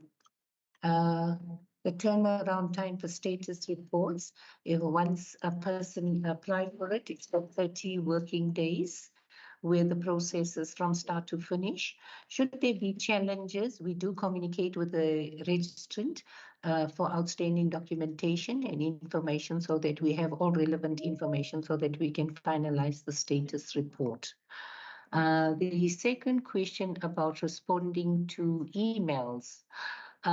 Due to administrative administration in the office, it may be that a person will send an email to a relevant person so that we can then respond. When we do, it will be within 7 to 14 working days. Should there be any challenges and we're still waiting for information from the registrant regarding the email, there could be a problem with, a network, or if we're still waiting for information. So normally the turnaround time will be 7 to 14 working days. The other question is calling the switchboard.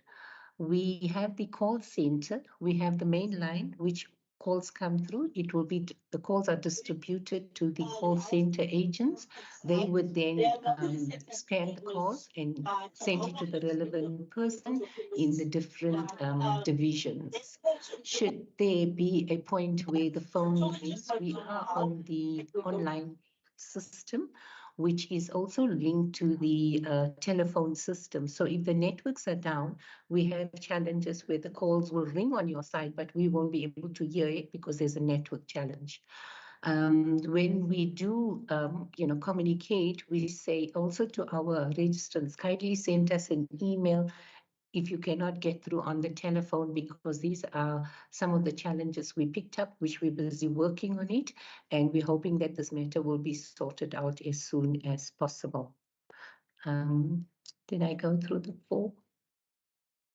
Okay, thank you for that. If there's anything else that I left out, I'll come back to you in a moment. It's Nettie again. Sorry for quickly jetting in. I just want to differ or disagree with the turnaround time on the emails. I sent an email in April this year. The response that said we've received your email came, I received it in July with no the information that I was looking for. Okay, Mr. Mabena, is that was your questions that you were raising? Hello? I just want to clarify if there was all the questions that I answered, or if I've left out anything else. Okay. Sorry, it seems like there's a problem with the sound because you were still talking. But we hear your concern, Ms. Nettie. We will attend to that, and hopefully the turnaround time will be kept to from now onwards. We can also ask the acting registrar if he wants to respond to some of these questions. There seems to be a delay in sound from some people.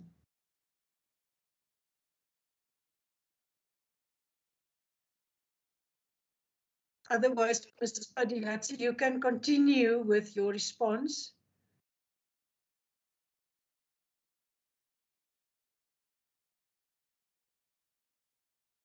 Mr. Redom, can you hear me? Yes, I hear you.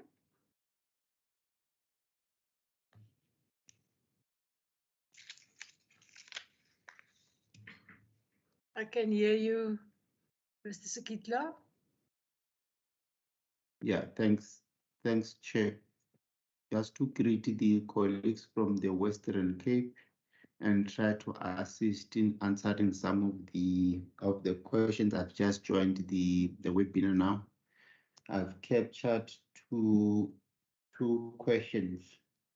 And others I picked them up in the chat bar. There's a colleague who asked a question around what informs the process for the prescribed fees. And also in the chat bar, there's a question around what do we use the monies that social service professionals pay for at cancer. And the other question is in relation to the turnaround times as far as status reports are concerned. Now, maybe starting with this issue around the status reports, colleagues, it should not take more than a month for one to receive or access his or a status report. Now, that's another area that we are trying to improve, but the assessment we did shows that there's no reason why we should take more than 30 days to issue a status report, but we apologize for that. Is one area that we need to improve. Now, in relation to the processes that informs the prescribed fees. Now, when you go to section 28, which I think was part of the presentation, the section 28 makes provision for council to recommend regulations to the Minister of Social Development for the purpose of regulating the profession. Now, when you go to section 12 of the Social Service Profession Act, it prescribes the monies which may be paid to council and amongst other things, or the revenue of council. So the mandate for us to charge certain fees for social service professionals, it emanates from section 12 of the Social Service Professions Act. And the main purpose is to use the monies to run the operations of council. Now, the process that we follow is that internally, we will do an assessment in terms of the operational cost of the council. And this operational costs, they are also linked to the CPI, the Consumer Price Index. So we'll do an assessment and do a comparison in terms of the operational cost year in, year out. And from there, we'll make a recommendation through the structures of council to the Minister of Social Development. Now, the processes that the Minister of Social Development followed, in particular with these regulations, that they published the draft regulations for public comments for everyone, including all social service professionals, to make inputs as far as the draft or proposed fees are concerned, so that we can make a determination. But safe to say, the current fees, colleagues, they are reasonable compared to what other statutory bodies are charging, and also what other sectors, in particular trade unions, are charging. And Ms. Badayachi just did a breakdown in terms of over a period of 12 months, how much is 250 and how much is the 550. So we follow due process in terms of the law, and also allow for public comments, which is the responsibility of the minister. So our assumption is that the minute that the minister has published draft regulations for public comments, everyone should make input in relation to that, and we only receive the final regulation. So we don't have a say as council in terms of the final prescribed fees to be charged against social service professionals. Now, what do we use these monies for? We are using these monies for the operations of council colleagues. The service that we are rendering today, for example, these webinars, they are coordinated by staff of council. We need to pay the salaries. The processes of considering your applications for registrations or new registrations for applications, it costs money to do that particular exercise. For us to process your payment for, as far as annual fees are concerned, it's a duty, it's a function. Somebody needs to process your payment, allocate it accordingly, an issue with the practice card. The challenge that we experience is that, colleagues, in general, we are having a shortage of staff as far as council is concerned due to limited financial resources. The total number of staff that we have at council vis-a-vis the required service is not balanced. That is why most of the time we do not respond to issues on time. We do not issue practice cards on time, but we are trying to improve those particular services. The other mandate, in addition to registration, is the mandate of deregistering people who are not paying annual fees on time. It's a function on its own. You need to hire people to provide that services. Another function is in relation to restorations. Those who are applying for restoration, you need to process those applications. So I'm just giving you an example in terms of some of the services we render within registration division. Now you go to education, training, and development. Part of the mandate of ETD is what we call continued professional development, to ensure that we encourage social service professionals to continue developing themselves. And these are people who are supposed to consider what you call CPD activities, which people apply now and then to say we want to, service provider to say we want to provide training in this particular area. They apply for CPD activity. Somebody has to consider that and issue the outcome in that regard. We are also working directly with the institutions of higher learning. Now and then we must do site visits to ensure that they comply in terms of providing quality training and education to social service professionals or those who are studying to become social service professionals. It's a service on its own.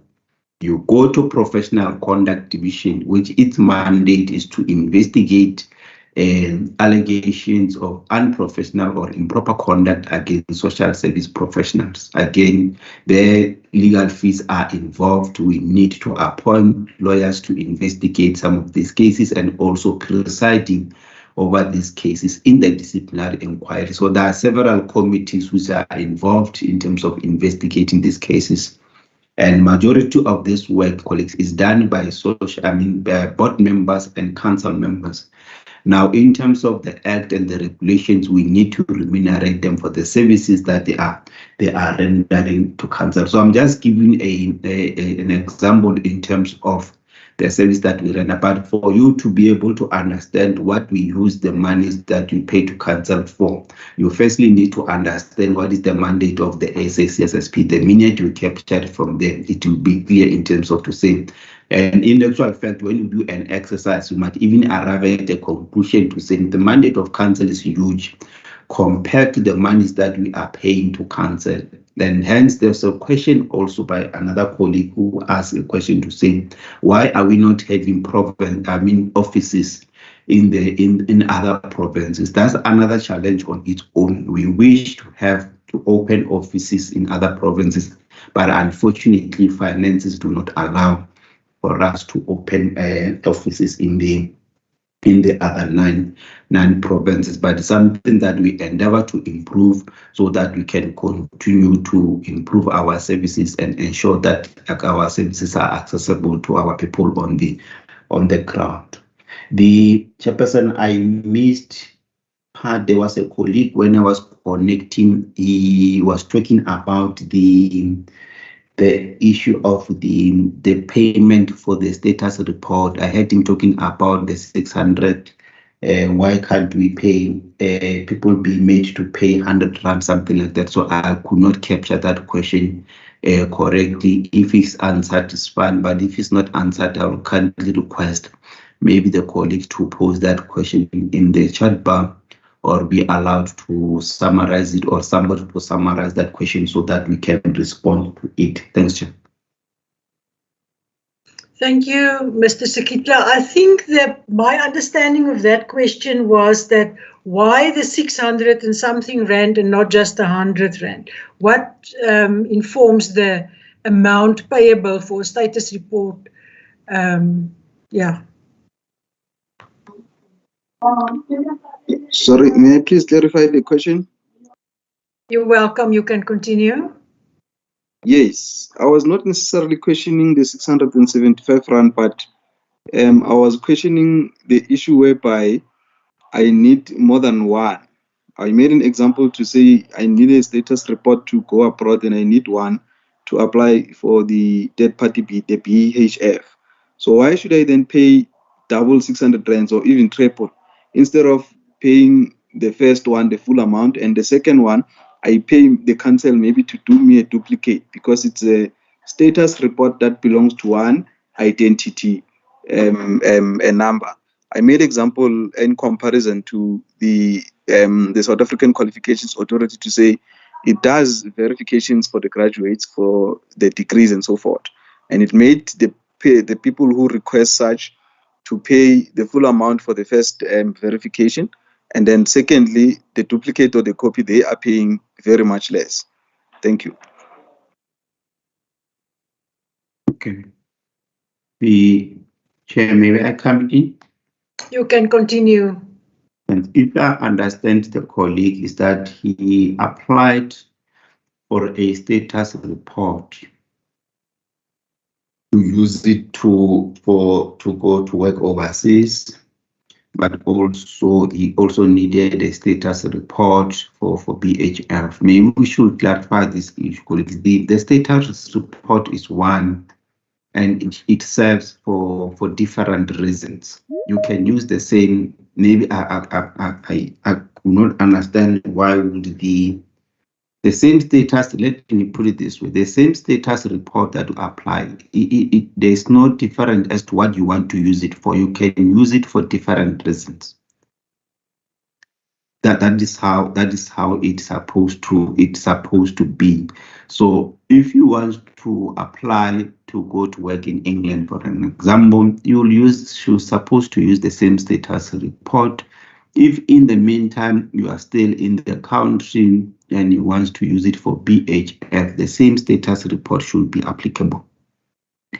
Now, in terms of the copies, when we are making a copy in terms of the reissue of a status report, again it will depend on the reason that why are you applying for a reissue. But when you reissue again, it's a service that needs to be rendered. That is why a particular fee is being charged. But for now, for the purpose of the regulations, my advice is that, colleagues, we need to apply the current regulations as they are in terms of the prescribed fees. And when the new rounds of the amendment, which will take place probably next year, between April and August, there will be a new round of the amendment of the current regulations. Probably it is where the colleagues will need to make proposals in terms of how the future regulations, in particular on the fees payable, supposed to look. Thanks, Jim. Thank you, Mr. Sakitla. I can just also mention I've recently went through the process of applying for police clearance certificates.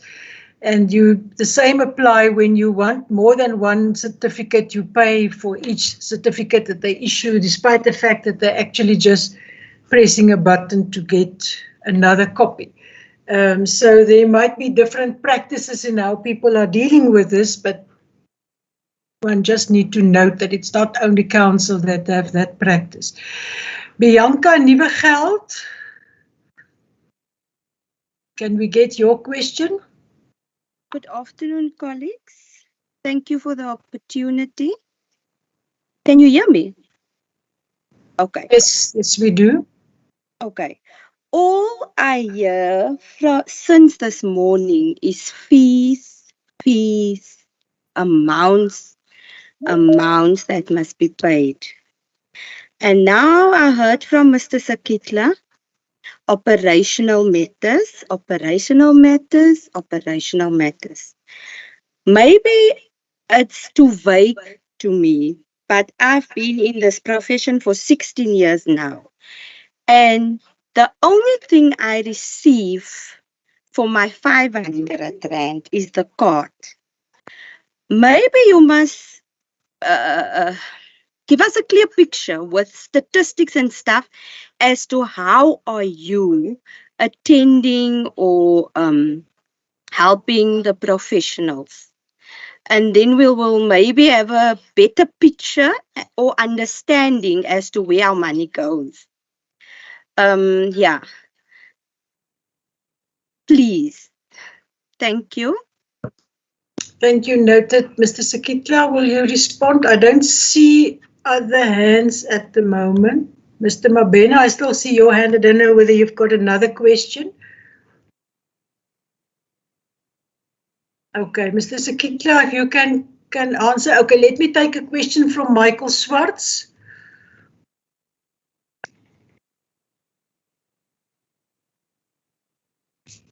Okay, if there's nothing Mr. Sakitla can respond, I just also want to mention that Council and the professional boards are committed to continue with information sharing webinars.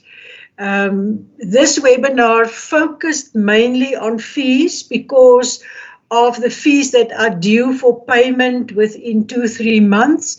And we wanted to get the message out to all the social service professionals.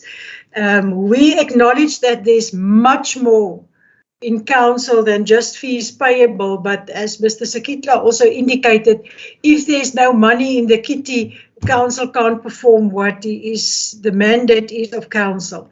But we will definitely in future have other webinars where we share other information with the professionals. And you can also, you are welcome to let us know if there's specific topics you want us to address. You can really do that. You can communicate with the registrar.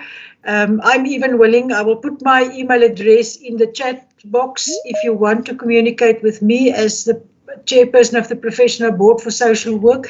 You're also welcome to do that, but we really we are committed to engage with the sector on matters that's important to you. So please let us know about it and be on the lookout for future webinars to address other matters. Thank you, Mr. Sakitla. Can you just again respond? No, thanks, Chair. No, Chair, we hear the concerns from the colleague, and my colleague is correct that today he hears fees and fees and fees. That's deliberate, colleagues. That's the purpose of this webinar. The purpose of this webinar is to create awareness on the regulations that have been published on the 2nd of June 2023. And these regulations, colleagues, are not new. The law prescribes that if you want to register to become a social worker, these are the rules and the regulations that you need to comply with. That's how the law works. So we are, as council, implementing the Social Service Professions Act. We are not doing anything outside the Social Service Professions Act. My plea, which I will really appreciate, colleagues, the issue here at the center of the problem is that colleagues cannot see a link between the quality of service that is expected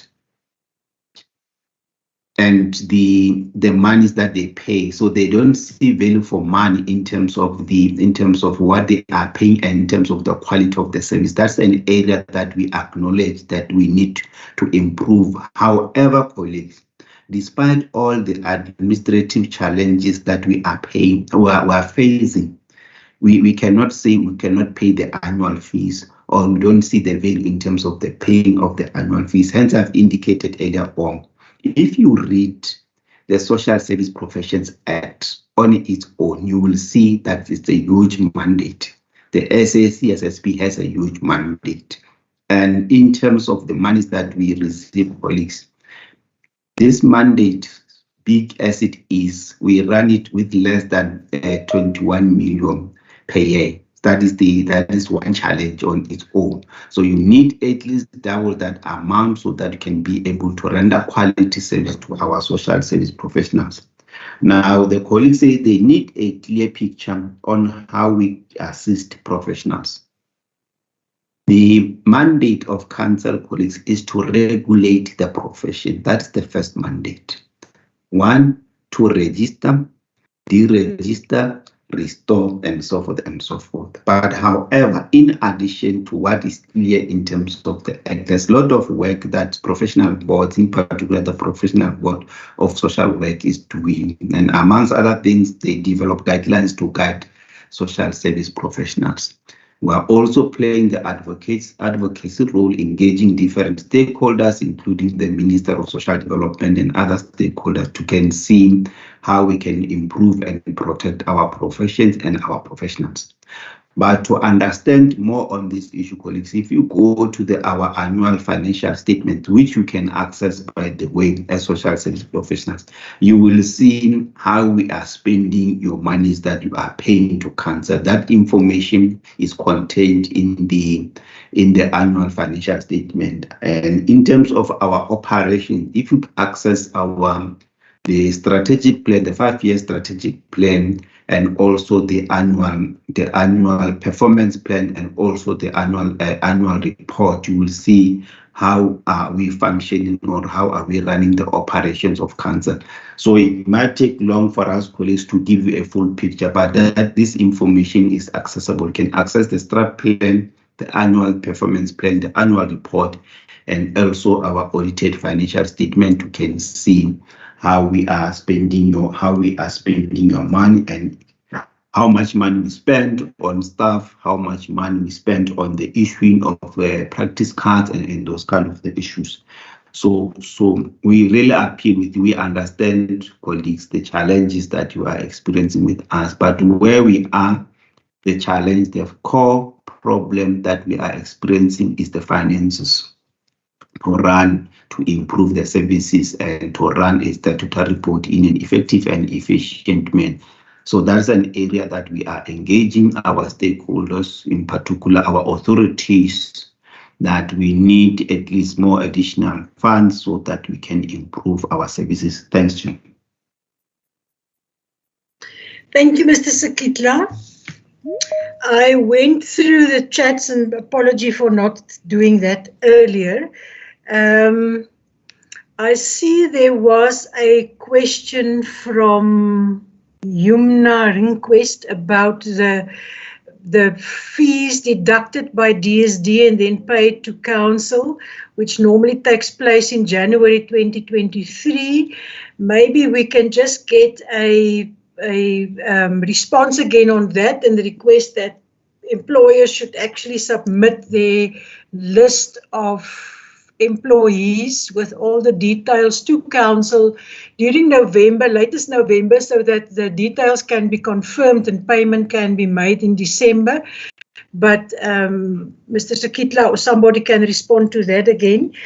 There was another question from Mrs. Fransman on the update of information on the profile. Where and how do one update your information with council, or your details with council? There was the question from Michael Swart, who indicated there's a problem with the microphone. There was an inquiry about the registration of a social auxiliary worker, Elrisa Baron, sorry. But I think there's a lot of information on the chat box, and maybe the registrations unit can take that information and communicate with Mrs. Swart or Mr. Swart to just try to resolve that matter, because it seems like the registration, the application for registration as a social auxiliary worker is from somewhere in 2022, so that we can see how we can assist to finalize that as soon as possible.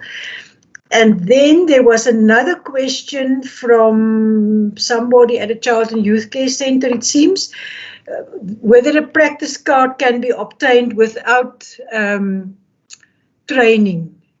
So if somebody can just maybe also talk to that, and maybe specifically the issue of child and youth care workers, the training and the sunset clause that was in place for child and youth care workers, and the expectation or requirements in terms of training. If you can just respond to that. That's what I got from the chat box for now. So either one of the staff at the office can please respond to these questions. Maybe we can start with Mrs. Padiatsi.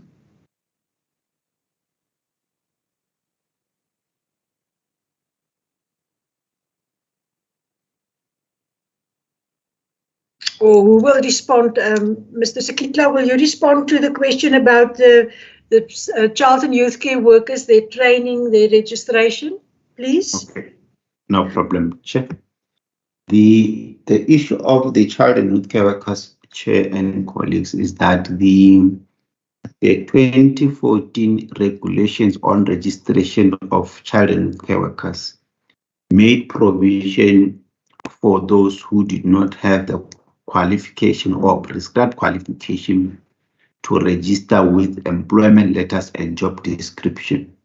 And they were given a particular period, I think 3 years or 4 years, for them to obtain the relevant qualification.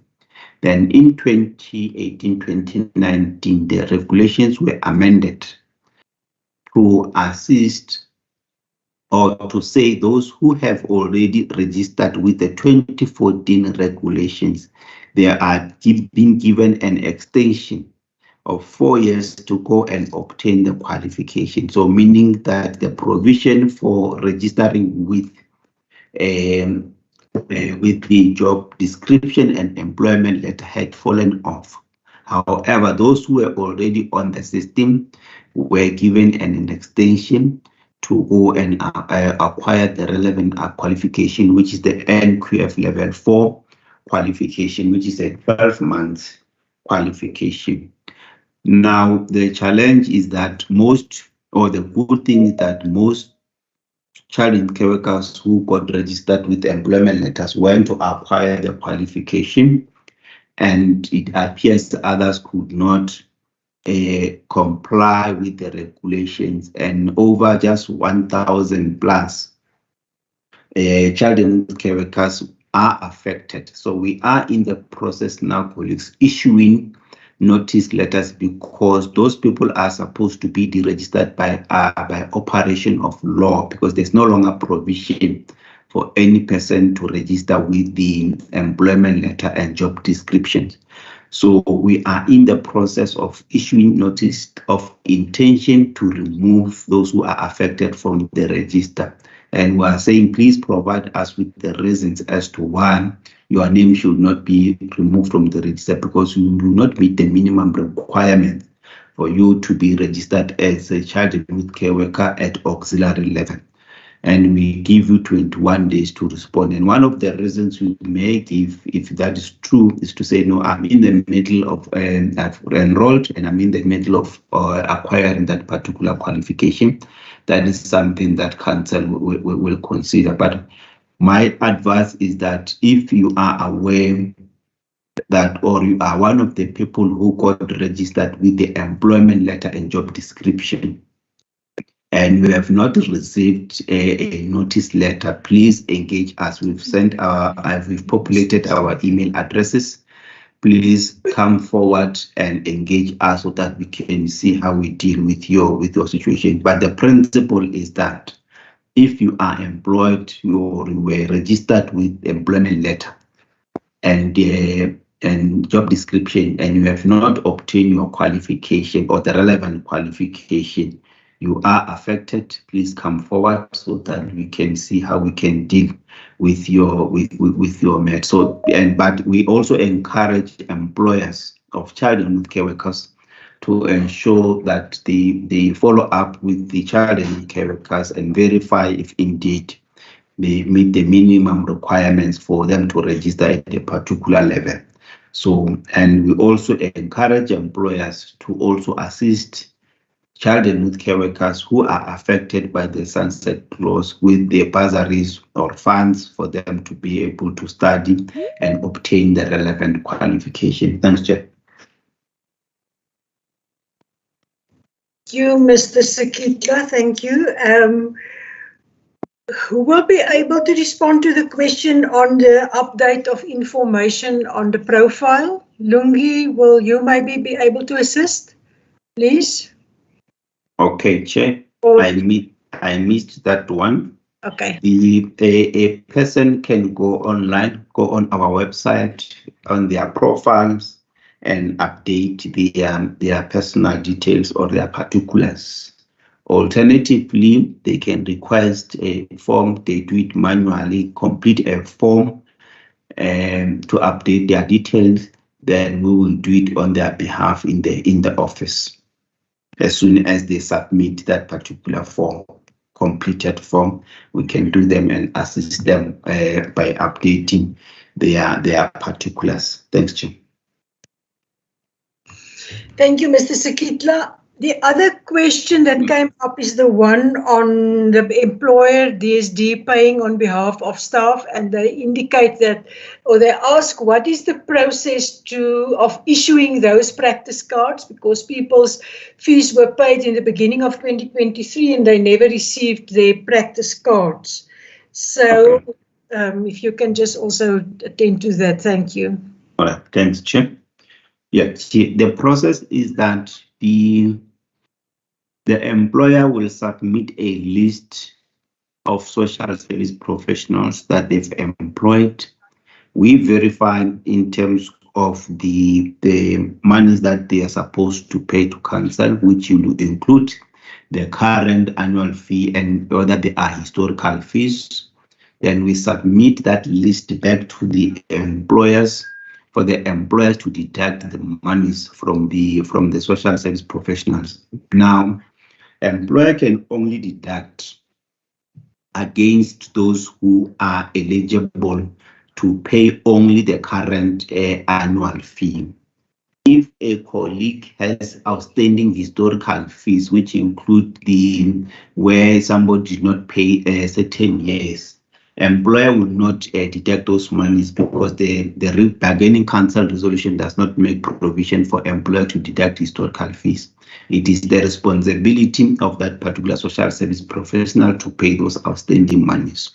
As soon as we receive the money, we capture them, process them, and issue bulk practice card. What we've been doing is that we've been sending the practice cards to the employer, which is the provincial department, the provincial offices of all the provincial department of social development, to distribute the practice cards, because part of the challenge in terms of posting colleagues is that the post office is experiencing challenges, colleagues. When we post, some of the posts that we make, they come back. So it becomes a fruitless exercise for us to post, and social service professionals do not access the correspondence that we try to send to them. So we've been trying to send the practice cards directly to the employer for employer to distribute them. But the other method that we are using, we are emailing the practice cards. The challenge with email that it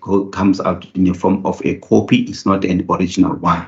So there are those colleagues who are struggling to say, no, we need the original practice card. That's what we've already sent to the employer. But we've experienced that at the level of employer, there's a challenge in terms of them distributing those practice cards. But the law put a responsibility or an obligation on council to issue practice cards to social service professionals. So in the introduction of this bargaining council resolution, we were hoping that employer can assist us in terms of distributing those practice cards. So we will engage the relevant coordinator from the Department of Western Cape Department of Social Development, just to get a sense as to what could have been the challenge in terms of distributing those practice cards, so that for the purpose of the practice cards for 2024-2025 financial year,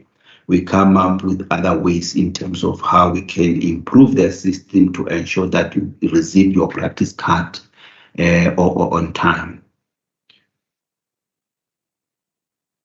Thanks, Chair.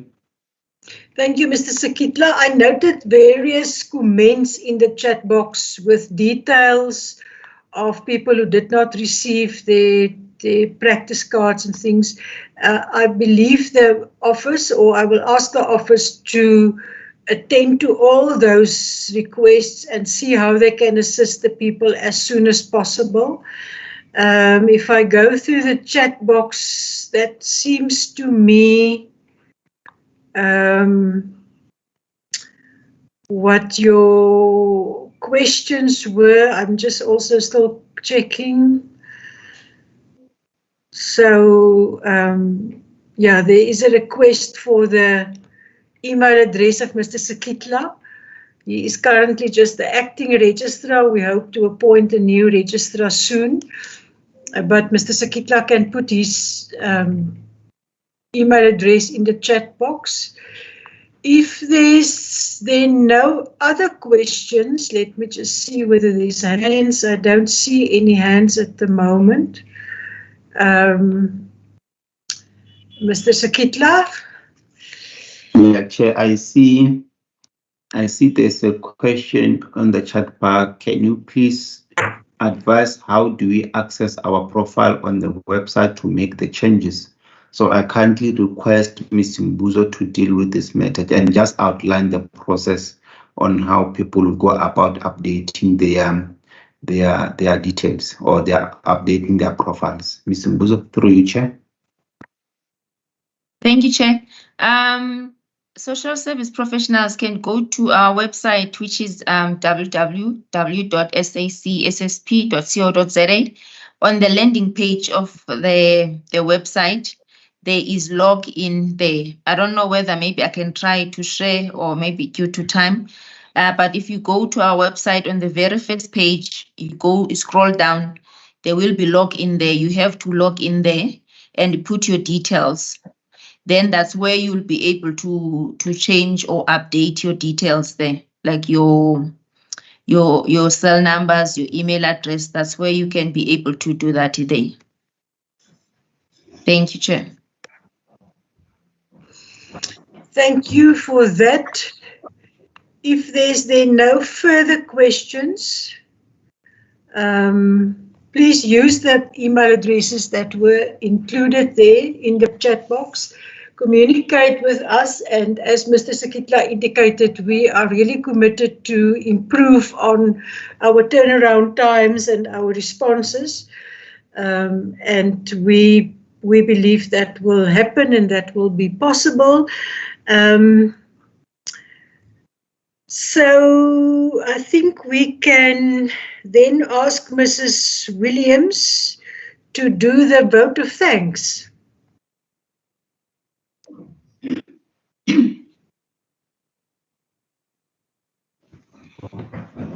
Mrs. Williams is the acting manager for the Education, Training and Development unit at the office. Over to you, Anna.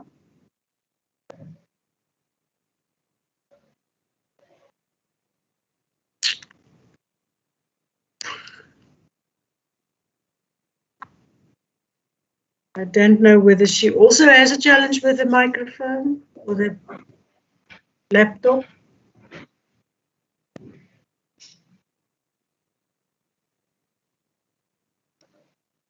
I can maybe in the meantime just, I see I've skipped the one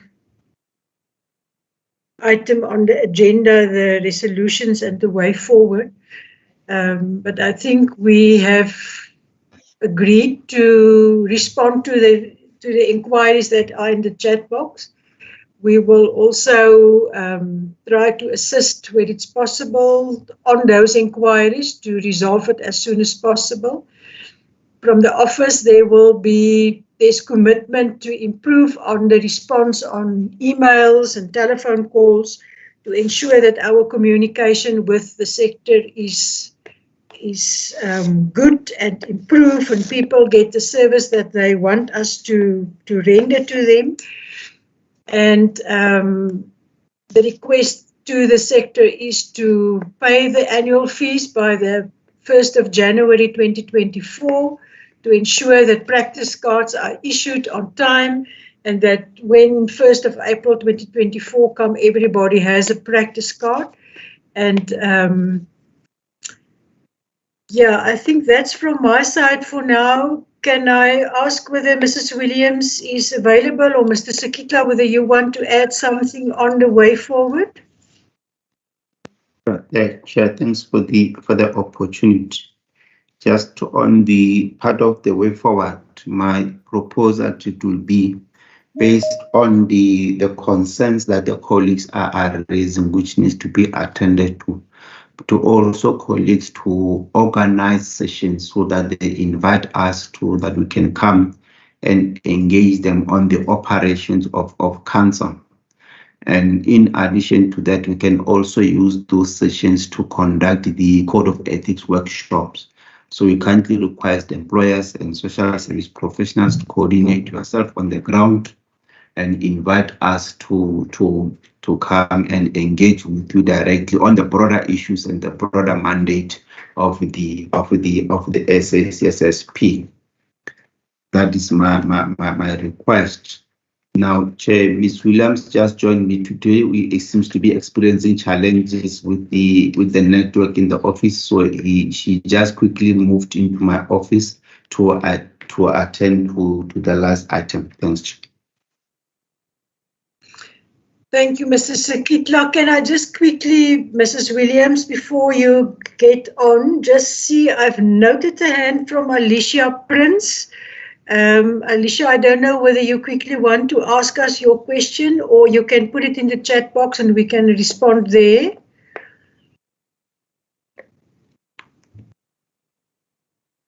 But if you are fine, then we can, then I hand over. Ms. Williams, you can do the vote of thanks. Thank you. Good morning, Madam Chair and the rest of our colleagues. My background is a bit dark, I see. Colleagues, I just want to give you a word of thanks on behalf of the SACSSP. Your presence is much appreciated in the session today. I do see that we have a significant number of participants in the webinar, and our wish for the future is that we should increase this number within the Western Cape province. I want to humbly request that all of us, as we are sitting in the webinar this afternoon, it's still morning, that we should please go back to our offices and brief our colleagues, actually not even brief, inform them about the information that was shared this morning, because I truly believe it would add significant value to each and every one of us within the social services sector. And above that, it will also contribute tremendously to our service rendering within our sector, specifically looking at our skills development in support of the ambit and the excellent services that we are striving to offer within our sector. Colleagues, thank you very much for joining us. And I truly believe that next year the number would have doubled. So I want to please ask that we all pledge to bring next year an additional colleagues to the webinar. Please be on the lookout for our invitation next year. And thank you very much. Please have a blessed afternoon. Thank you, my colleagues. Stay well. Thank you. Thank you, Ms. Williams. Alicia, I saw your chat or your question. It was something about the issuing of registration certificates. And I've indicated that maybe you can just send an email. If there's a specific issue, send an email to one of the email addresses that were provided in the chat box, and I trust that the matter will be resolved. Okay, so let us then close our session. Thank you to everybody who participated, who came into this meeting. It was really good to engage with you and get all the questions, and we trust that in future the comments will be positive to indicate that there were actual changes, because we are really committed to that. So thank you very much and all of the best for everybody. The meeting is then closed. Thank you.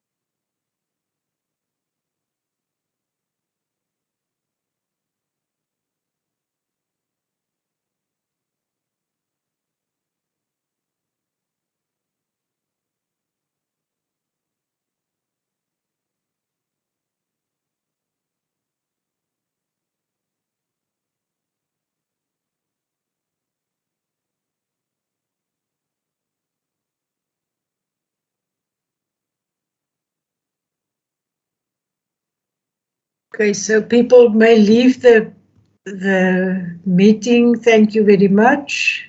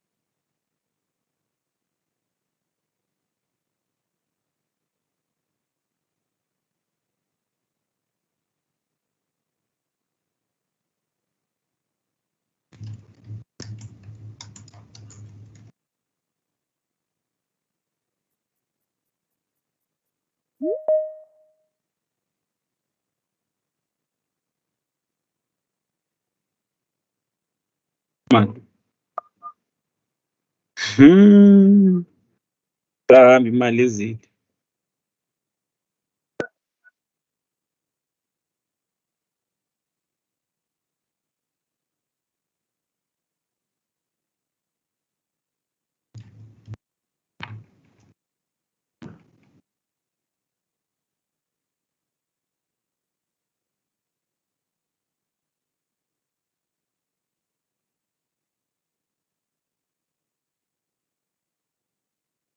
The colleagues in the Western Cape kindly exit the webinar.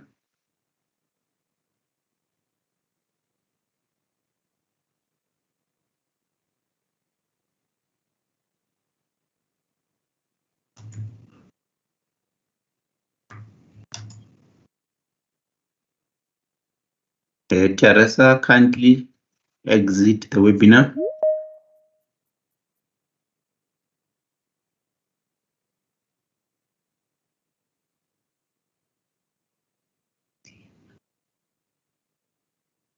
They're all out, Chair. I removed them.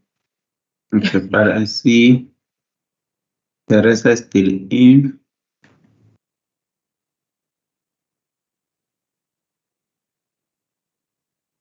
Right. Chair, I'm going to hand over to you because I joined the session in the middle. So, But thank you for joining it.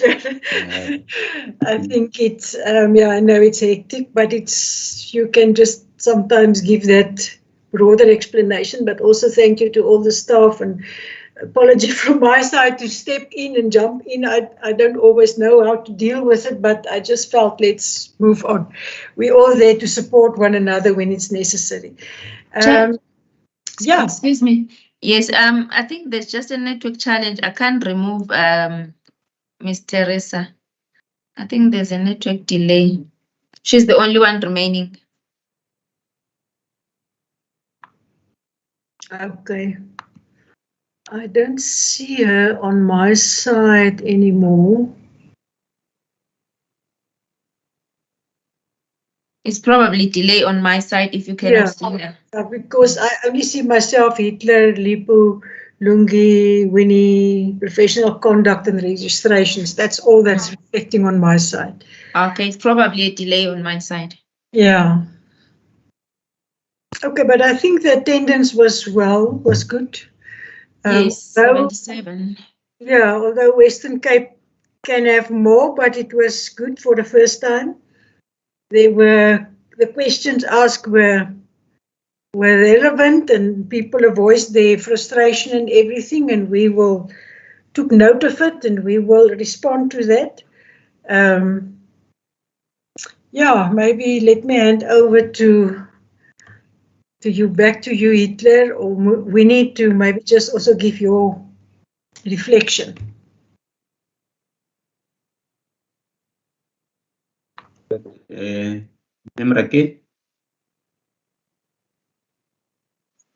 Thank you, Chair. I will just give a general reflection. Never thought about it, but I will just indicate. Let me start Chair and acting registrar and colleagues by saying this initiative is commended, it is necessary, it is worth it, and I think it's a beginning of the seminars that will unfold as you see the needs, acting registrar, and this is definitely going to be an annual theme. But also we heard from the SSPs that there's also a need for other webinars, specifically Northwest, and also I think from Western Cape you can hear that there's a need for more information. So I would like to commend you, Acting Registrar, and the Secretariat for this initiative. The other thing is that of course, not having the answers, the attendance was a concern. I'm not sure if the platform that we are using in terms of advertising these webinars is really reaching everyone. Perhaps even in future, I would suggest